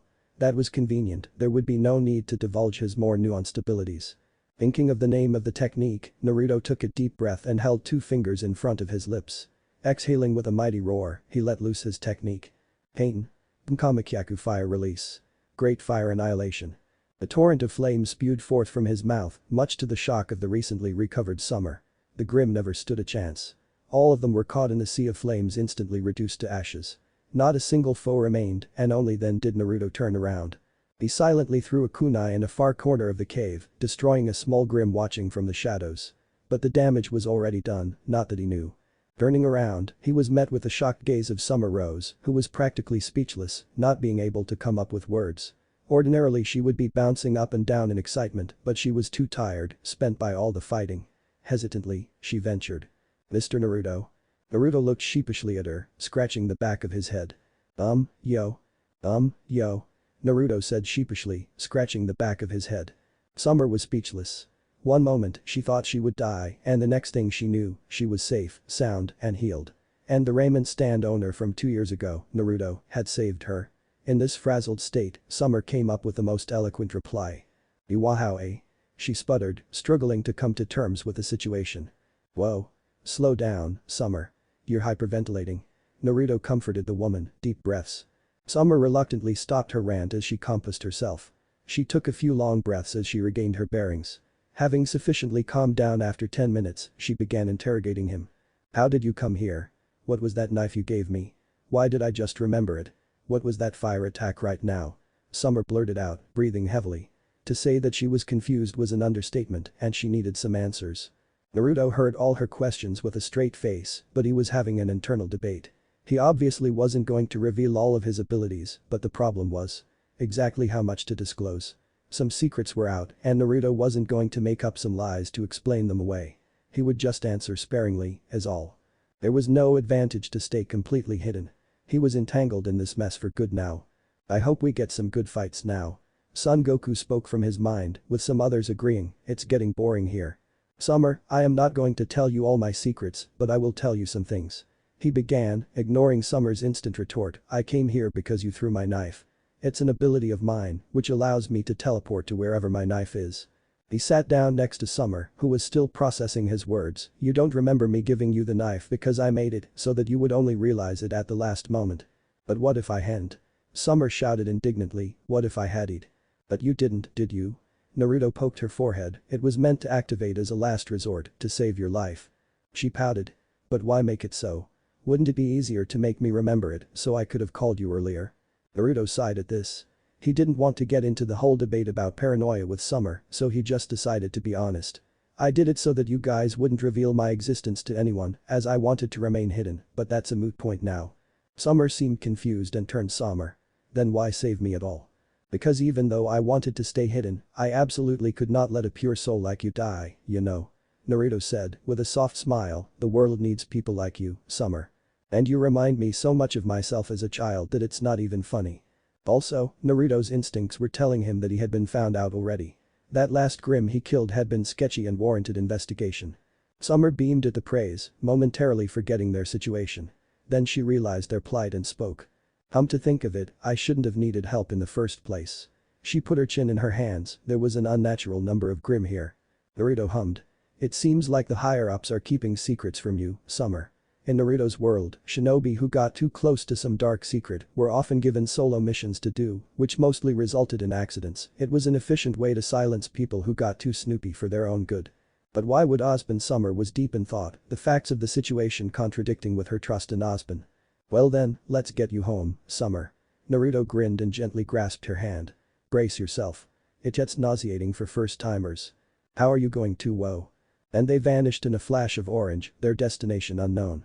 The office of Osban at Beacon Academy was a mass of nerves and panic. 4 people were present, out of which 3 were standing. Osban was sitting in his chair with closed eyes, drinking his coffee. Glinda stood behind Osban, looking no less distressed with the situation.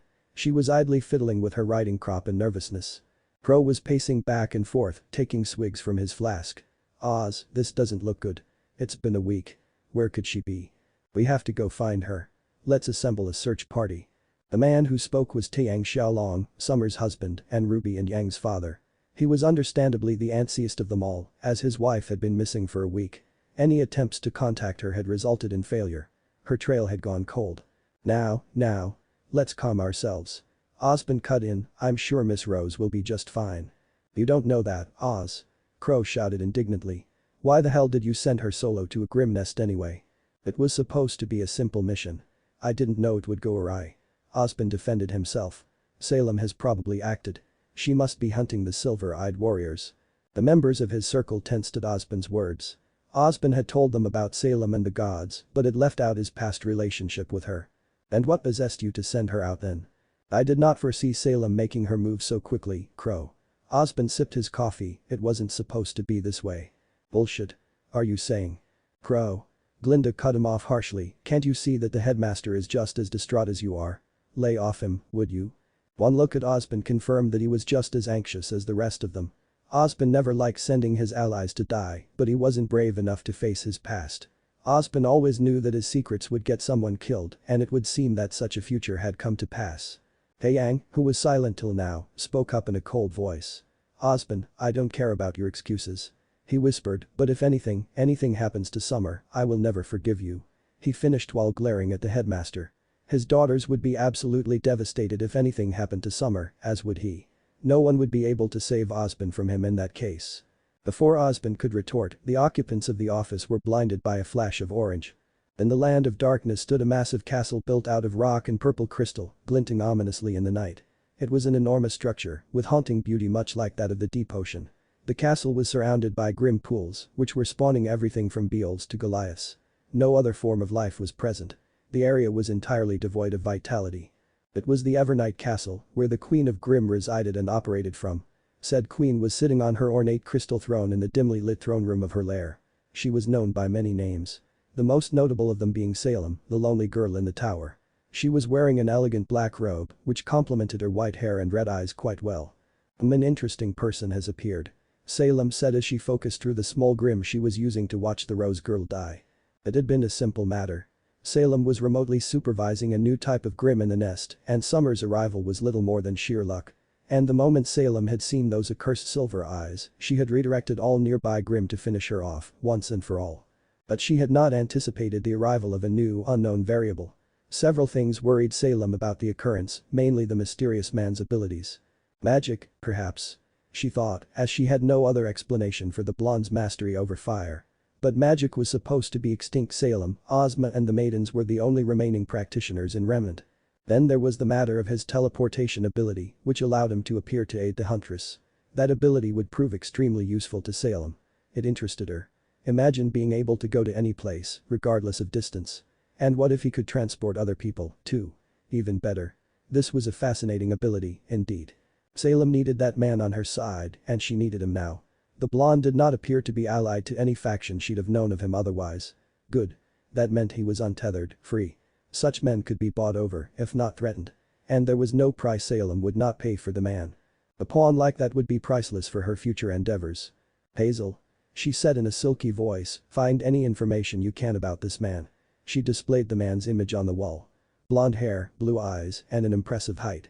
Salem had to admit, if she had any other emotions than hatred and anger, she might have even been attracted to him. As you command, my lady. A deep voice said, belonging to a man. He could be described as a wall of muscle with dark brown hair and a goatee. His eyes, ironically, were hazel. Hazel was quite scared of Salem and knew that it would be better to obey her orders without question. He valued his life, after all. And little Cinder is in vacuo. Tell her to keep an eye out for him as well. Salem said she might as well find some minions for herself. It shall be done. So let me get this straight, Tai said, looking at Naruto and Summer. After the two had suddenly appeared in the office, pandemonium had ensued. It had taken Summer stepping in and shouting at her teammates to calm them down. Now they were sitting in line, waiting for an explanation. You run a ramen stand in vacuo. Naruto nodded. These three visited you 2 years ago. Nod.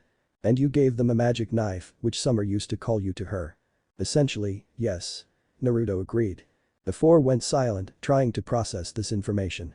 Glinda looked at Naruto and gave him a small wave, which he returned. Her gaze then turned stern, making Naruto inwardly sweat. This was going to be a tedious explanation. You really expect me to believe that? Crow shouted, you barely beat me in a spar the other time. Then he paused. Wait, you beat me, didn't ya? Would I just remember that? He shouted, pulling on his hair. See, I told you so. Naruto snarked, grinning madly. It was always fun to pull one over others. It reminded him of the not-so-good old days. I am also quite puzzled by this development. Glinda chimed in, pushing up her glasses with a finger, but I suppose I believe you. She gave Naruto a look, which told him that their conversation wasn't finished. If you had magic all along, would you do a mind trick on them? Taeyang narrowed his eyes at him. And how can we trust you now? Couldn't it just be another trick of yours? Naruto rubbed the bridge of his nose and looked at them. Look, guys. The magic was only to hide my existence. He said, making air quotes for magic, and as for trust, has my behavior warranted otherwise? That's the thing, it hasn't. Tai retorted, this could all be another trick. Linda looked ready to come to her friend's defense, but Naruto cut her off. Look, Taeyang, was it? He asked, getting a nod. I knew this would happen. Any ability involving the mind is accompanied by a fundamental level of distrust. He looked at Tai pointedly, so answer a few questions for me. If I can't be trusted, why are we even having this conversation? Couldn't I just wipe your memories and leave? You could have some other endgame. Okay, next question. What endgame can't I accomplish by simply subjugating you four completely? Naruto asked, gaining apprehensive looks from those present. You don't know my abilities, aside from memory control and teleportation. What can you give me that I can't just take myself? Well, you've gotta want something, Taeyang retorted weakly. He didn't want to admit it, but the blonde's arguments were sound. He couldn't fathom what use they could have to someone not bound by geography or liability. Naruto's point seemed to hit home, as the other occupants seemed to relax as well. Seeing as he was winning them over, Naruto decided to go for the cincher. And if I can't be trusted, why did I save Summer and return her to you, safe and sound? That removed almost all distrust they had about Naruto. It was true. He could have simply left Summer to die, or killed her himself, or converted her into a sleeper agent. There was no need to show himself. But that lingering feeling still remained. It was natural to feel anxious in the presence of someone who could freely manipulate minds. I trust you, Naruto. Everyone looked at Glinda, who had spoken. Naruto had an absolutely beaming grin on his face, conveying his happiness. I have become good friends with him ever since we met all those years ago. She said, we regularly correspond with each other on our scrolls. He is a kind man, and I trust him. Glinda finished with determination. Thanks, Glyn. Summer timidly raised her hand as if she were in class. I also trust him. He had no reason to save me, after all. She said softly but then gained fire in her eyes. And when I asked him why he saved me, you know what he said. What?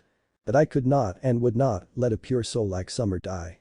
Naruto interrupted her, making Summer nod vigorously. The action caused her hood to flutter behind her.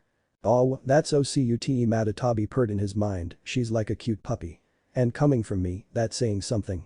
The rest of the Biju gave her weird looks as they scooted away from her. I don't trust you fully, but I thank you from the bottom of my heart for saving my wife, Taeyang spoke, a bit begrudgingly. His reservations aside, Naruto had been a massive help to him, and Taeyang appreciated that. And hopefully, we can become friends in the future. Looking forward to it. Naruto grinned. If this were 2 years ago, Naruto would have deflected and evaded the topic until it died. But due to Emerald, he was slowly returning to his older self.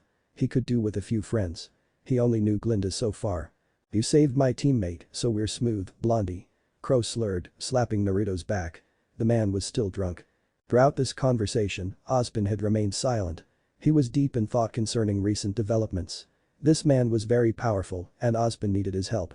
His vast range of abilities would surely go a long way in ridding the world of Salem and securing a new era of peace. His supposed power over memories was frightening, but Naruto had made his case efficiently. What was the ability he had, exactly? A semblance, perchance. No, surely not. His semblance was teleportation, wasn't it? Or was it control over fire? Then, something in Ozpin's mind clicked. Vacuo ramen shop blonde owner by the gods. How had he missed such a crucial detail? Mr. Uzumaki, was it? Just call me Naruto. I prefer it. Mr. Naruto, you say you run a food establishment in Vacuo? Ozpin queried, ignoring Naruto's twitch at the deliberate use of Mr. Yes, why? Would it happen to be named Ichimaki Ramen? Naruto stiffened unnoticeably, but Ozpin wasn't some wee tot. Being alive for eons had its perks, and analyzing subtle body cues was one such skill he had acquired. Pressing his advantage, Ozpin continued. I only ask, as I have recently witnessed some most interesting news. Ozpin then got his scroll out and played a video. A video Naruto knew all too well. For the next 2 minutes, the huntsman watched as Franklin Winchester confessed to many crimes, issued a formal apology for his misdeeds, and practically turned himself in. And in a couple of frames, Naruto could be seen in the back, tending to the shop. 4 sets of eyes rounded on the blonde shinobi, who was sweating in nervousness. Naruto had been caught red-handed. There was no escape. The incident with Winchester had happened just this morning, and here he was. Still, Naruto tried to defend himself. He was being a meanie. He whimpered, hoping they would let it slide. They did not. Ugh. Fine. I did it. He insulted my daughter, you know. Naruto bit out, not at all happy at being put on the spot. So much for Mr. Cool Ninja. Ha. Kurama jabbed at him, you should have 1,000 quips and excuses ready for any situation, you know. The mocking tone was not lost on Naruto, who swore to kick the furball's ass after this was over. Your daughter? Glinda whispered, looking lost for the first time. When did this happen? The others were just as interested. As the subject was changed to his daughter, Naruto's face burst into a bright grin. Yes, my daughter. He chirped. Her name's Emerald and she's 7 years old. I love her to bits. Here, look. Isn't she just the cutest little thing? He gushed excitedly. Naruto then reached into his pocket and pulled out his wallet. He got out a photo and showed it to the 4. It was a picture of Naruto and Emerald, and Em was riding on his shoulders. She was wearing her green sundress and a red hair clip which matched her eyes. The two were grinning at the camera, holding out peace signs. See? She's adopted, but I still love her as my own, believe it. The huntsman had to admit it was an extremely cute sight. Summer cooed in delight, saying that the girl was just as cute as Yang and Ruby. Ozpin was silent, plodding away. Even Glinda let out a small awe. In the adorable picture. Naruto was apparently a good father, a point to be noted for later. Pro just let out a hum of agreement while Taeyang gave a begrudging nod. He did not like the fact that the little girl was as cute as Yang and Ruby, but he'd never say it out loud. His girls were the cutest. Still, he couldn't resist. My girls are cuter. Taeyang boasted, puffing out his chest in pride. Naruto's grin died faster than his oration. Care to repeat that, Xiaolong? Instead of cowering before the demonized Naruto, Tai just glared at him. Did I stutter? I'll admit your daughter is adorable, but Ruby and Yang are cuter. Oh yeah? Show me a photo then. Taeyang did. It was another adorable photo.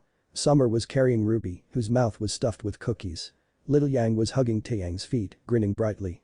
Naruto's confidence took a brutal blow. Damn. The Mo is strong with this one. Just like Tai, he didn't want to admit that any girl could be as cute as M. But before he could give a snarky retort. As amusing as this debate is, I believe we are getting off track. Ozpin cut in, smiling. Naruto and Taeyang blushed before glaring at each other. Boys. Summer sighed, palming her face. Glinda just nodded. Yeah, Blondie, did you do that to him? Crow asked, pointing to the scroll. Naruto hummed. Yes, I did. But I did not control his memories or anything, you know. It was just a compulsion to confess to his crimes. Naruto clarified their doubts, he has actually done all those bad things, I just made him more contemplative of his actions. But how did you know that he was a criminal? Naruto leaned in, beckoning them all to do the same. As they huddled up, Naruto made some dramatic gestures and whispered in a hushed tone. It's a secret. The occupants comically fell from their seats before righting themselves. Crow glared at the cackling Naruto, rubbing a bump on his head. Damn it, man, be serious. Naruto just shrugged. What, do you expect me to tell you every single one of my abilities? If so, you're sadly mistaken. We aren't that close yet. Linda and Summer actually looked hurt at that, but Naruto couldn't be sure. Naruto clapped his hands. Now then. Mind telling me what this whole mess is? Ozpin and his group tensed marginally, but Naruto caught them. The most telling reactions were from Glinda and Summer, who couldn't look him in the eye. Look, guys. Since I am involved in this mess for good, I think I deserve to know anything of importance. Naruto sighed, I can't put my daughter in danger of unknown threats. Ozpin looked hesitant, while the others just waited for what he would say. Ozpin was torn between recruiting this man for his own cause and just lying to him and sending him on his way. But lying to him was practically useless, as they didn't know the full extent of Naruto's abilities. What would you do if I were to refuse? Ozpin asked, sipping his coffee. Would you just forcibly take the information? Naruto looked affronted at the veiled accusation. Of course not. That would defeat the point of this whole meeting. He then scratched his cheek, and the last Grim I killed seemed fishy. Like it wasn't made for combat, but surveillance. Both Naruto and Ozpin knew that it was a test, which Naruto had passed. Ozpin then decided to take a gamble and try to recruit Naruto to the cause of justice. From his last statement, it would appear that Salem had already gotten wind of him. She would be sending her minions to recruit Naruto soon enough, as she would come to know about the video as he had. And if she told him the truth about Ozpin, it was as good as over. Ozpin placed his coffee on the desk and got up. Very well, Mr. Uzumaki. Have you heard of the tale of the lonely girl in the tower? After a lengthy explanation, Ozpin had left the office to give Naruto some time to mull over the new information. Summer and Tai had departed to check on their daughters, and Crow had gone off to some tavern. Naruto, you do realize that he was hiding a lot, don't you? Jayuki said, there is more to that man than meets the eye. He finished, making Naruto hum in agreement. The man was sneaky, and Naruto would not be working under him if he could help it. It was just him and Glinda left in the office. Speaking of Glinda, she was sternly looking Naruto in the eye, not too happy about the situation. Naruto began, but was cut off. Don't, Naruto. Let me speak. She raised her hand. Well, I am hurt that you didn't trust me enough to reveal your abilities to me, I can see where you're coming from. She adjusted her glasses slightly.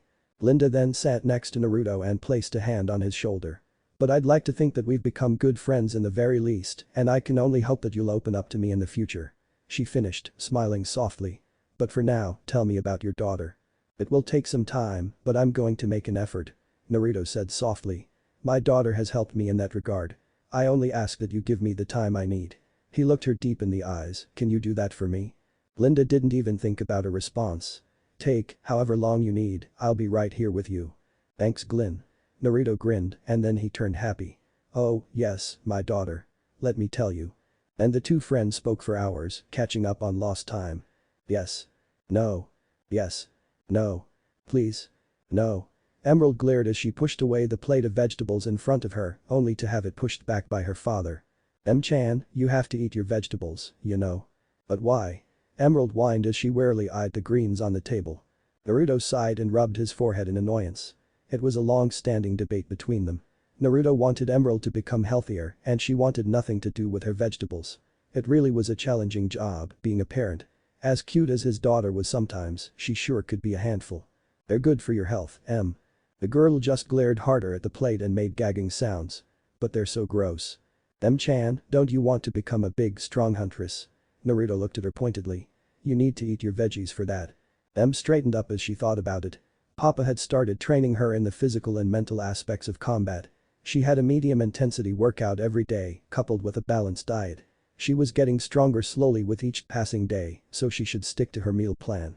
But since when did small children care about logic? Broccoli was gross, simple as that. You never eat vegetables, Papa.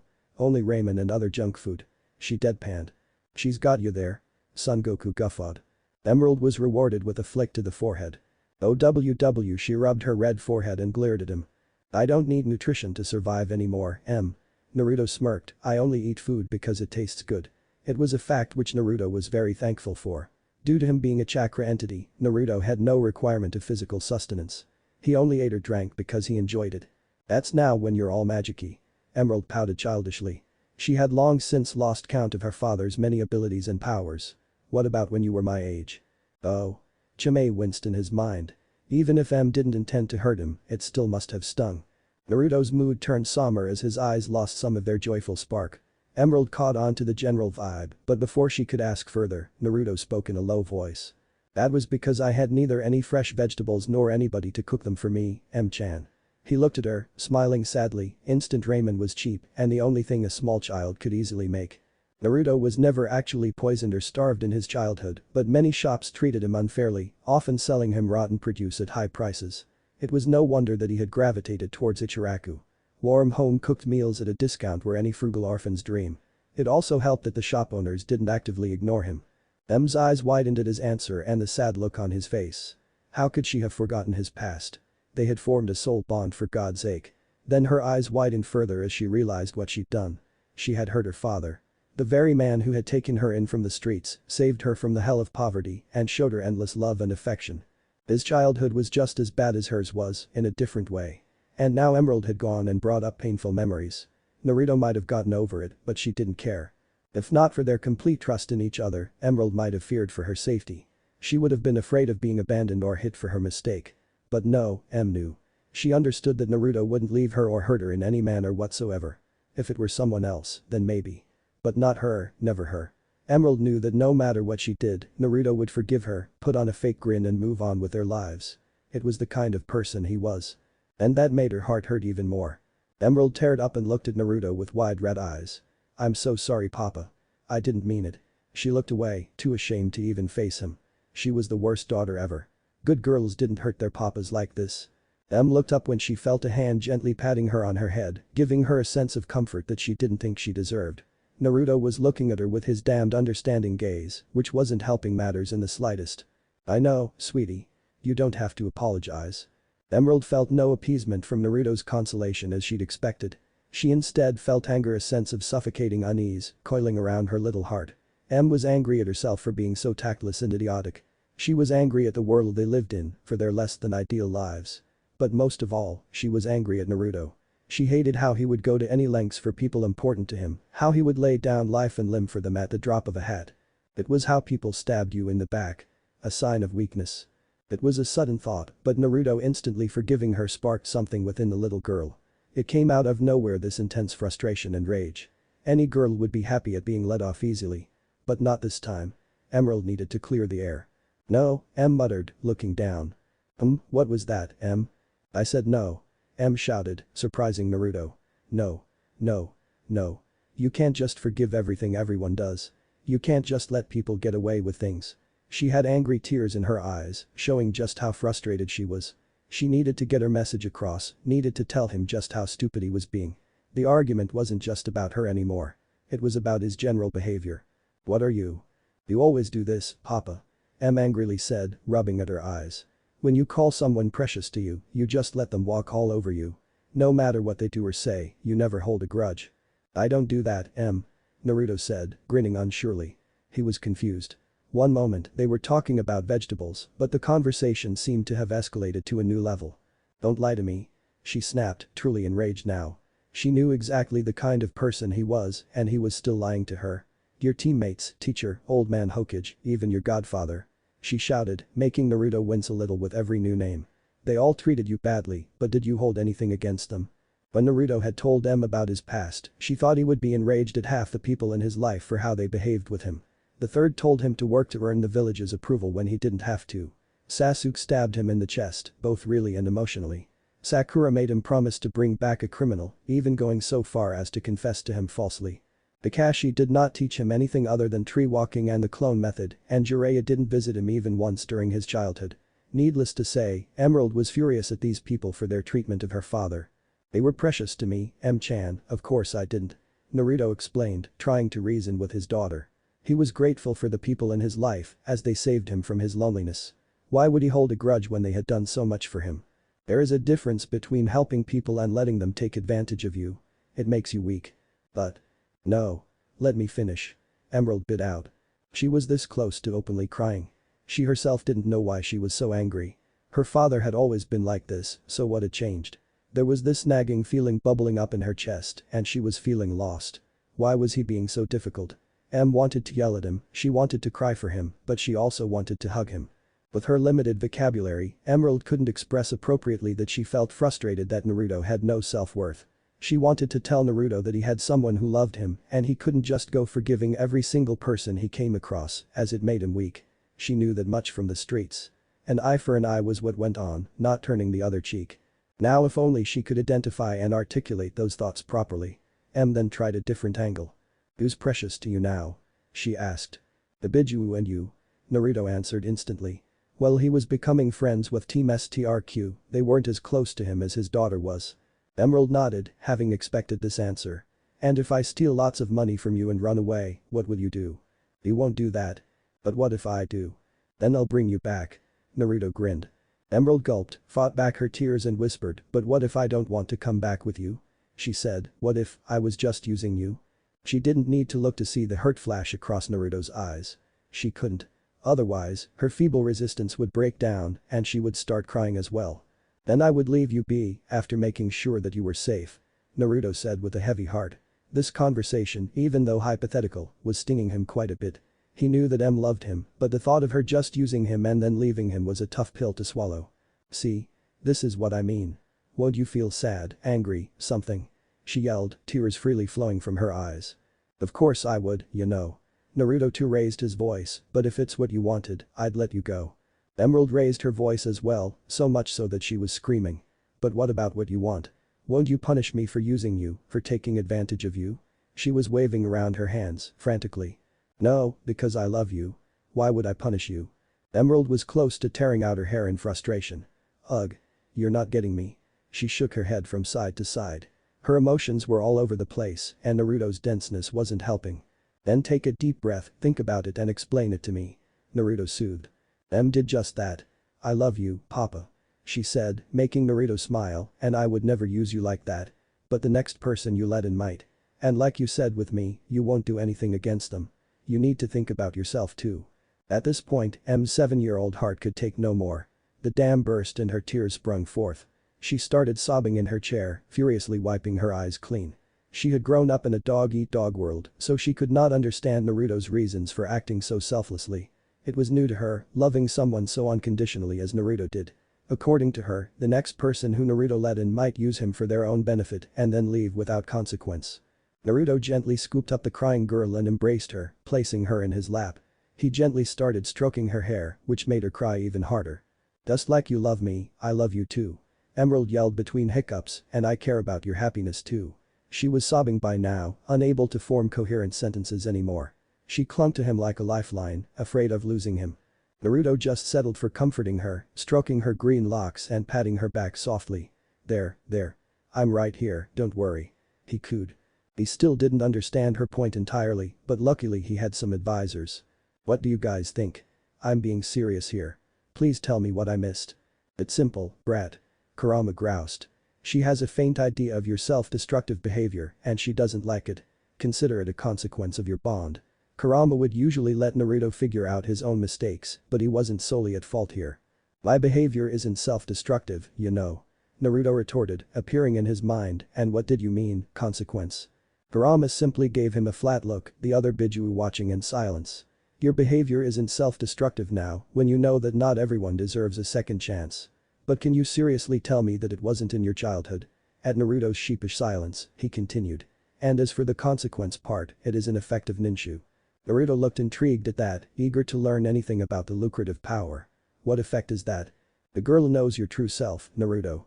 She also knows that you would do anything in your power to help her, regardless of your own happiness. If we take her childhood into account, such pure affection is foreign to her. Naruto hummed in thought at that. So both he and M were only half right here. She thought that he would sacrifice his own happiness for strangers, but he wasn't like that anymore. And the idea of loving someone enough to forgive their faults was foreign to her, which she thought of as weak, saying that he would be taken advantage of. He needed to explain his point properly to her.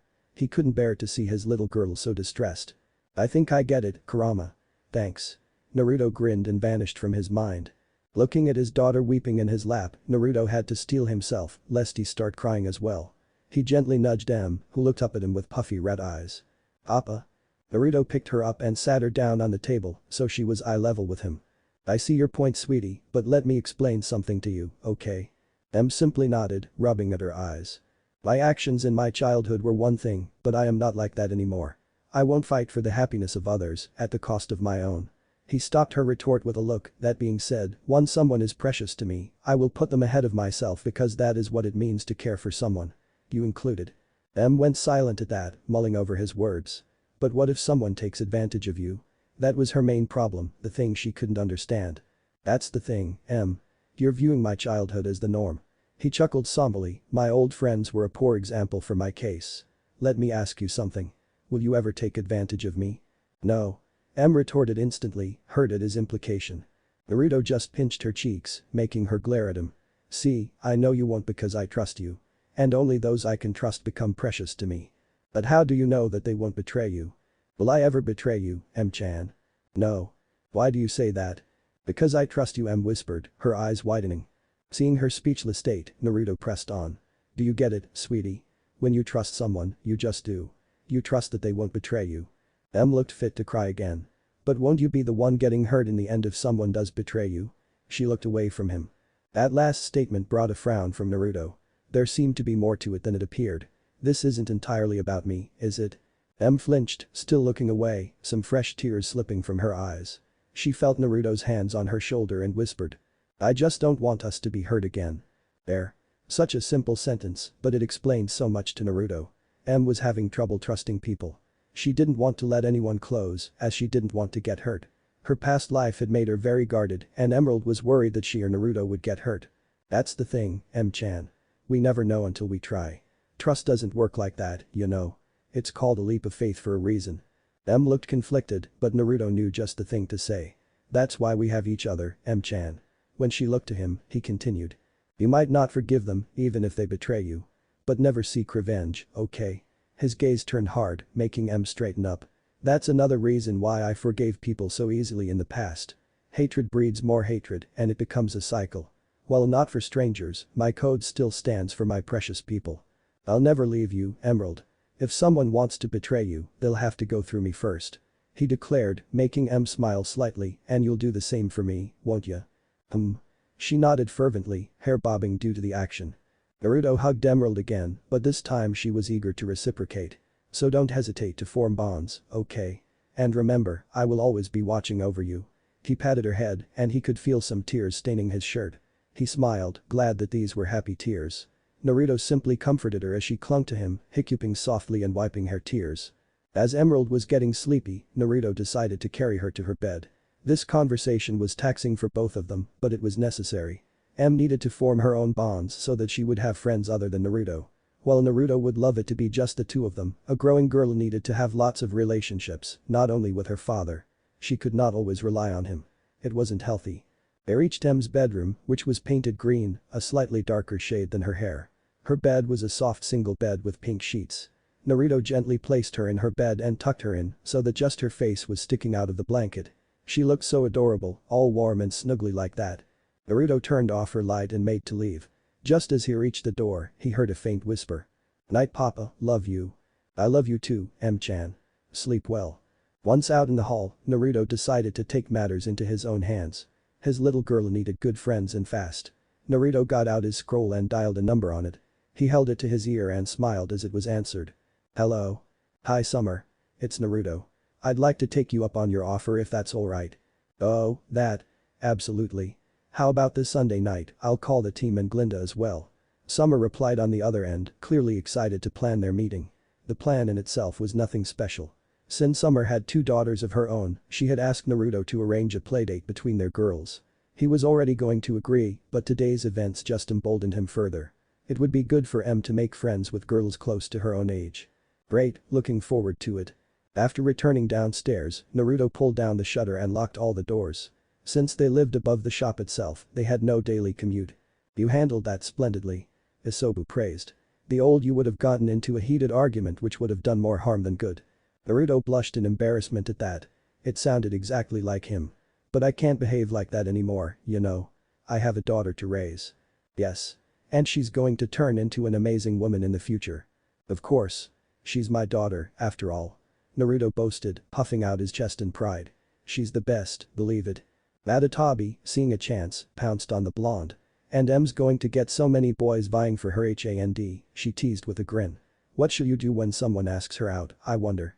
And what about her first crush, Naruto pummeled the shutter and instantly destroyed it, but it was the last thing on his mind. No. Naruto Uzumaki was angry. He glared at the broken shutter with immense rage, before reducing it to nothing with Amaterasu. Naruto was more furious than he had been in many years, and there was one single thought coursing through his mind. It was a frightening thought, but inevitable. M was almost 8 and she was growing up so fast. Naruto created a new shutter for the shop, the haunting prospect never leaving him. No boys. We're here, M. Be sure to behave yourself, okay? Naruto looked down at his daughter. He was wearing an orange shirt and blue jeans, while Emerald was in a blue dress. The two of them were standing outside the front door of a house. Emerald rolled her eyes. Yes, Papa. I know. She grumbled. She wasn't too happy to be here, but she had little choice. Naruto raised an eyebrow at the quip. That's some attitude for a girl who can't eat her vegetables. His daughter puffed out her cheeks in embarrassment. I can't too. Shut up. She pouted and looked away. Oh, that's adorable, you know. Naruto patted her head, embarrassing her further. He then knocked on the door and straightened his collar. Be sure to make some good friends, okay? Emerald nodded tentatively and waited for the door to open. A couple of days after their argument, Naruto had told her that he had arranged a playdate for her. At first, the very thought offended her. She was a strong girl and she most certainly did not need playdates. She had been through too much to find playing hide and seek with some girls enjoyable. She had outgrown such childish games long ago. But Papa had said that this was good for her, so here they were. He said that she needed to make more friends and enjoy her childhood while she still could. The duo soon heard a pitter-patter of small steps, moving ever closer to the door. It wasn't even 5 seconds, and the door creaked open to reveal no one. Hello? Naruto looked from side to side, trying to find someone. Summer. Hello. At the sound of the squeaky voice, Naruto looked downwards. Nothing. Lower still. Nothing. When his gaze was almost at knee level, he found the culprit. She's so tiny. Naruto cooed in his mind upon seeing who it was. The little girl was just that. Little. She was even shorter than M. She was wearing a reddish-black cloak and she was holding a cookie almost as big as her head. Hello. The small girl waved, entirely unaware of Naruto's internal monologue. Who you? After speaking, she took a huge bite of the cookie in her hand and slowly chewed on it, which made her look like a chipmunk. Naruto looked again at the kid, his lips twitching upwards at that cute attempt to form a sentence. One glance at his daughter surprised him more. Emerald was moving a hand horizontally between them as if to see how much taller she was than the little girl. This was all too adorable. You must be RWBY. Naruto began, getting a happy nod from her. I'm Naruto. Is your mom home? Yeah. I'll call her. RWBY declared with raised arms, crumbs spilling out with each word. Just as she was about to turn around, a loud voice interrupted her. RWBY. How many times have I told you not to open the door? Oh. Naruto. Summer appeared in the doorway, looking slightly worried. Please come in, you two. She beckoned them inside.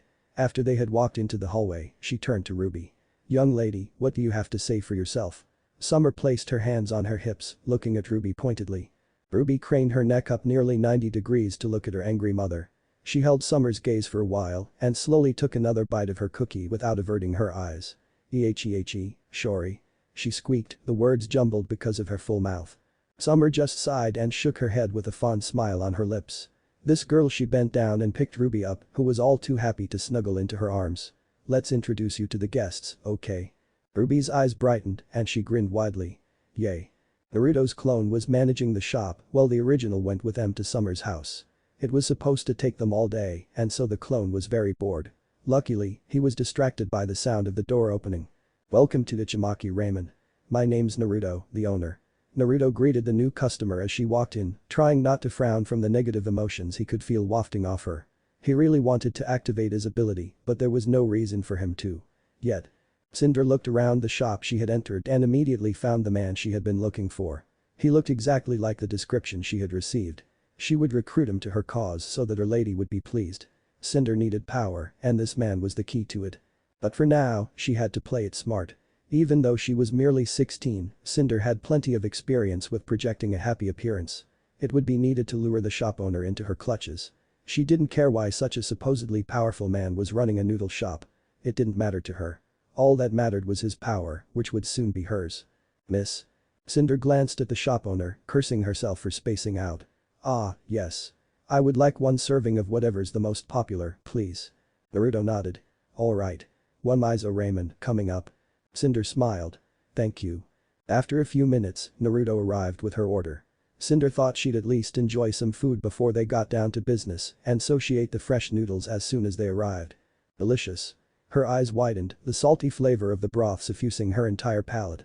Cinder had eaten noodles before, but these were the best by far. Sweet, salty and sour flavors were perfectly balanced, as all things should be. But most of all, she could feel the love and care which Naruto put into preparing her meal, the likes of which she'd never felt before. Cinder scoffed to herself. She must have genuinely had a sad life if the most cared for she ever felt was from a bowl of noodles made by a stranger. But she had no use for frivolous things like care. She only needed power. Cinder refused to be weak ever again, and love would not help her be stronger. While she was having her internal monologue, Cinder didn't notice a single tear escape her eye. As luck would have it, Naruto did. Naruto was growing increasingly worried. He was concerned that the girl was in some kind of trouble. One so young should not be having such turbulent negative emotions, after all. Having convinced himself that it was for his customer's benefit, Naruto activated his negative emotion sensing. So much anger, so much hate. Naruto thought, alarmed. What has she been through? She reminds me of M and Sasuke too. I'm at least gonna try to help her. I can't leave this alone. If it were some years ago, Naruto would probably not have cared as much. But seeing a little child so distressed reminded him of his own daughter. He couldn't simply ignore whatever was happening, and he had to at least make sure she was safe. Let's play catch. No. Cards? No. What do you want to play, then? Yang crossed her arms in irritation at their guest. The girl was the same age as her, but she was acting so serious. She didn't want to play hide and seek, didn't want to play catch. She didn't want to play anything. She only seemed to behave normally around her father, who was talking with her parents and another blonde lady. She doesn't want to play anything. Yang called out to Summer, what do we do now? She was fast getting bored with just sitting around and suggesting games to Emerald. She wanted some excitement. She wanted to jump around and play catch, but this girl was being such a downer. Summer looked up from the sandwiches she was making, only to giggle at the sight in front of her. Because Emerald was being pouty, Yang was being pouty. They just looked so cute pouting next to each other like that. Her little Ruby was holding a big glass of milk in her tiny hands, taking a break from the mountain of cookies in front of her. But before she could speak, Naruto chimed in. Play something together, you know. We talked about this. Naruto sent Em a meaningful glance, which she caught. They seemed to have a conversation without speaking, which was surprisingly easy for them with their bond. They understood each other so well. It was almost like they were speaking physically. But these games are boring, Papa. I want to train instead. I know, but you need friends. And you'll enjoy any game if it's with good company, trust me. Okay. Em turned to Yang and all but gritted out her following words. Fine, let's play. Woohoo. Come on, Ruby, let's play Huntsman. Yang squealed in delight and bounded off into the backyard. At the mention of playing the game, Ruby's eyes lit up. Yippee. With an excited cry, she bounded off her chair and dashed off behind Yang. Em can be the grim. Emerald herself looked rather offended at the role that she was stuck with. Hey. I don't want to be a grim. I want to be a huntress. She stomped her foot on the ground petulantly. The last one to the tree is the grim. TCH. Emerald reluctantly bolted to the yard, but she could not keep the slight smile off her face. Seeing Em run outside to play, Naruto sighed in relief. At least she's getting along with them. That's great. It will do the kid good to have some friends. Seiken piped up from within his mind. Naruto nodded in agreement and was about to speak further when Glinda asked him a question. So, Naruto, what did you do before you opened your shop? Didn't you open it a couple of years ago? I kind of wandered around helping people. Just like a sage, you know. He grinned and puffed out his chest in arrogance. He was always proud of being a sage. It sounded really sophisticated and cool. I dunno, Crow chimed in, don't sages have to be smart? Summer giggled at the jab, which made him smirk. Naruto's eye twitched and he replied, and what does that make you, seeing as I kicked your ass while eating ramen? That was cheating. I want a rematch. Crow yelled and slammed his hands on the table. You wanna go, chicken? Naruto taunted, hoping to get a rise out of him. Why, you Crow was interrupted when Glinda whacked him upside the head. Ow, what was that for? He pointed an accusing finger at the blonde huntress. Glinda sniffed and pushed up her glasses with a finger. It was for being uncultured and starting fights at the host's house. Always quick to defend your little boy foul. Crow's retort was halted by another whack to the head. TCH. Women are so troublesome. He grumbled as he nursed his sore head. The FFT. Naruto snorted in his mind as soon as he heard that iconic line, but wisely did not show any of his amusement on his face. Not because he was scared, but because he was polite enough to not laugh at Glinda when she was defending him. Where are you from, Naruto? Summer inquired while she set the table. I'm not from around here, you know. Naruto chuckled nervously, hoping that they would let it slide. However, his wish did not come to pass. Yeah, but where were you born? Tai questioned from across the table, and all the others were leaning forward in interest. Naruto looked hesitant to reply when his tenant spoke up. I think it would do you good to open up a bit, brat. These people do not have negative intentions towards you. Kurama prodded. You're starting to look like Sasuke, being all emo and broody. Critical hit. I'm from a faraway place. As in really far. Naruto ventured, still beating around the bush. Crow was getting bored of the deflecting. Just tell us, you big baby. Summer also nodded rapidly, just as excited to know. Naruto's brow twitched in annoyance at the crude statement. Oh, you wanna know? I'll show you. Now that he'd decided to reveal that he was from another dimension, he might as well do it Naruto style, with flair. He said nothing, simply closed his eyes. Just as Crow was about to go off again, his eyes reopened. But they were not the cool blue color everyone was used to. His eyes were now a menacing violet hue with concentric rings, with Tomo markings swirling around hypnotically around the pupil. Suffice to say, the team was mesmerized by the sight. Whoa. Summer leaped across the table and got really close to Naruto, watching his eyes like a hawk. What are these? They're super cool. His eyes changed. That's freaky, man. Crow backpedaled in shock. Tai was simply observing the scene, but one could see his excited expression. Might this be an ability of some sort? Glinda wasn't too fazed by the revelation, being calm and collected as always. Naruto smirked a bit at the odd reactions he was receiving. He always liked showing off and being praised for his achievements. Attention-seeking was in his blood, after all. He remembered how starstruck Emerald still got when he used a flashy jutsu in front of her. He rather enjoyed the feeling if he were honest. When I told you to open up, I most certainly did not mean whip out the Rin Sharingan, idiot. Naruto could practically feel Kurama palming his face in irritation, which made his smirk grow even wider. Either he becomes a hermit or he reveals the Rinnegan at the tea table. What a loser. Kurama, do you always have to be so pretentious? Shukaku chimed in, coming to Naruto's defense. Doesn't seem befitting of the great nine tails, hi. You shut up, one-tailed trash panda. Why, you little Naruto cut off the mental link as soon as Kurama pounced on his brother to fight him. He knew them enough to leave them alone during their roughhousing. Cute, but I'm not done. Naruto then waved his hand idly, which made his eyes pulse with power. And just like that, out of nothing, a square portal opened up in the middle of the room. The team's eyes widened in shock and they tentatively leaned closer to look into it. It's beautiful, Glinda whispered as she looked into the portal.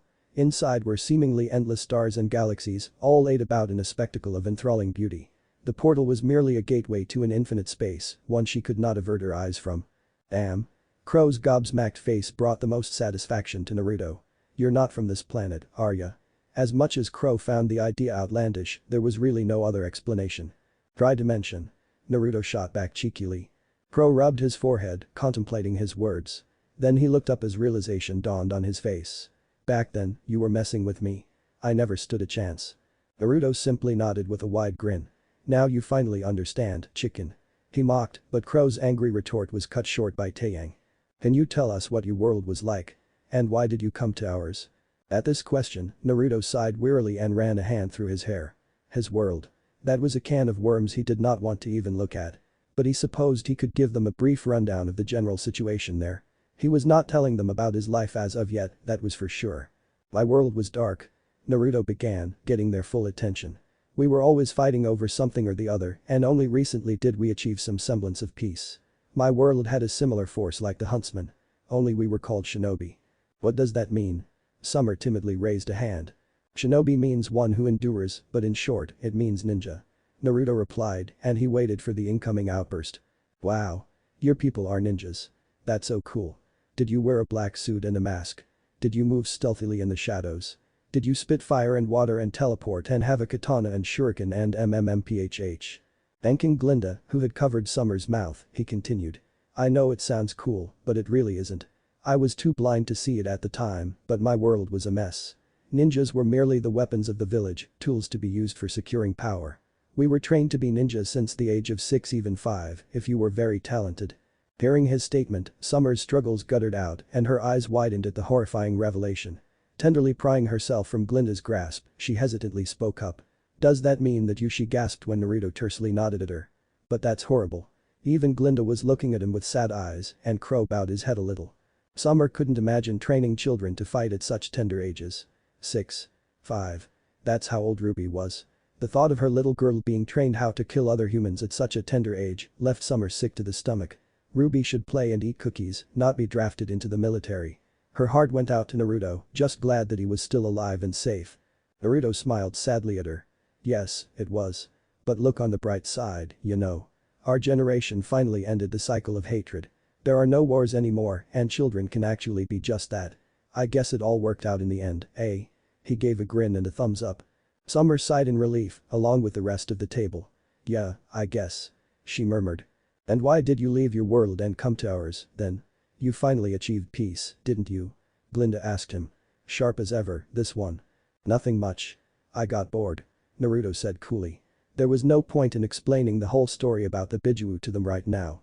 And he had indeed gotten bored of humans and their greed, which is why he left. Glinda blinked. You were bored. You left your planet because you were bored. Yep. Naruto replied, popping the pea. The huntress eyed tiredly and pushed up her glasses. That sounds just like you. Oh, thanks Glyn. Let's keep this between us, okay? He asked, getting nods from the others. Another? Came the excited cry. Humming right up. Inside Ichimaki ramen sat Cinder, who was gorging herself on her 10th bowl of miso ramen. She couldn't help it. The food was just so good. Tangy, salty broth accompanied by soft noodles cooked to perfection. Every topping had a place in the dish and they all amped up its flavor even more. Cinder she could not get enough. It had nothing to do with the fact that eating the noodles made her feel weird inside and it wasn't from the temperature. She certainly did not like the warm fuzzy feeling that this lovingly prepared food was giving her. She was here for intel. Yes. Intel about the shop owner, surely. The more time she spent in his shop, the more she could observe him. And that was what her lady wanted, after all. And so, observe him, she did. And had a few bowls in the process. No harm, no foul. Naruto, or rather his clone, laid down the girl's ramen in front of her with a smile. He could feel that eating his food gave her some sense of tranquility, which is why he kept on feeding her. He wasn't even going to charge the girl for it. Her meal was on him. He could tell that she needed it. After a few more bowls, Cinder's appetite was adequately sated. Calling over the owner, she decided to get down to business. She prepared herself to recruit the blonde man as he came over. Yes, miss, what will it be? I rather enjoyed the food. You have my thanks. She smirked, making him nod in happiness. Thinking she had him, she decided to go for the gold. You see, I have an offer for you. My benefactor would like to speak with you. Hearing her words, Naruto narrowed his eyes. It seemed his hunch was correct. This girl was involved with some troublesome people. But this was still a kid and Naruto couldn't simply kill her for being suspicious, easy as it would be. Oh, is that so? Yes, my lady would give you whatever you desire in exchange for your help, of course. Humming, Naruto decided to play along. And who might your lady be? Tut tut. Do you think I'll just disclose her name? Cinder mocked him, but her words lacked her usual heat. She simply asks and people obey. So will you. I'll ask nicely, the blonde began as his Sharingan swirled into existence. Who are you and who is your boss? Cinder's eyes glossed over and a Sharingan pattern appeared in them. My name is Cinderfall. My lady is Salem, the queen of the Grim. She replied robotically. And what has she done for you to follow her? Naruto didn't care what Salem did in her free time, but he did care if she was recruiting children to her cause and manipulating them. It reminded him of Danzo too much. She has simply promised me power, power beyond my wildest dreams. And why do you follow her? Is it for power?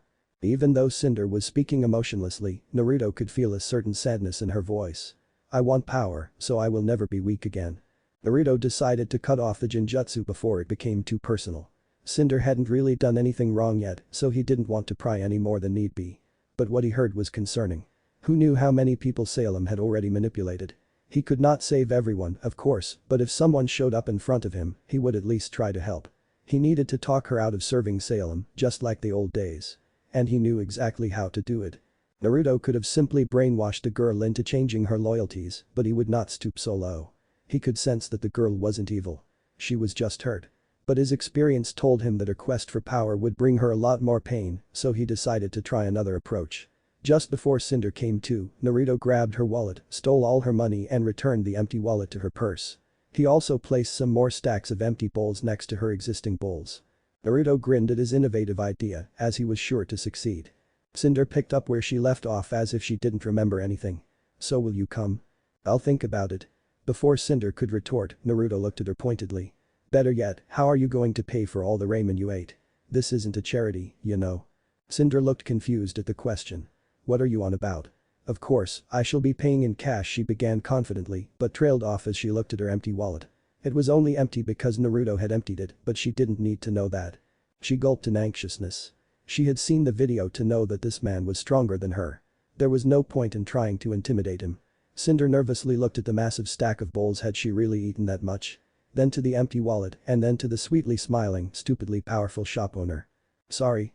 Cinder squeaked, momentarily forgetting her arrogance. Welcome to your new part-time job, young lady. What if Naruto owns a shop? RWBY, and thanks for watching my video till the end. If you enjoy this content, then do consider subscribing to my channel and leave a like if you guys need the next part, comment down, and thanks for watching the video and see you guys in the next video.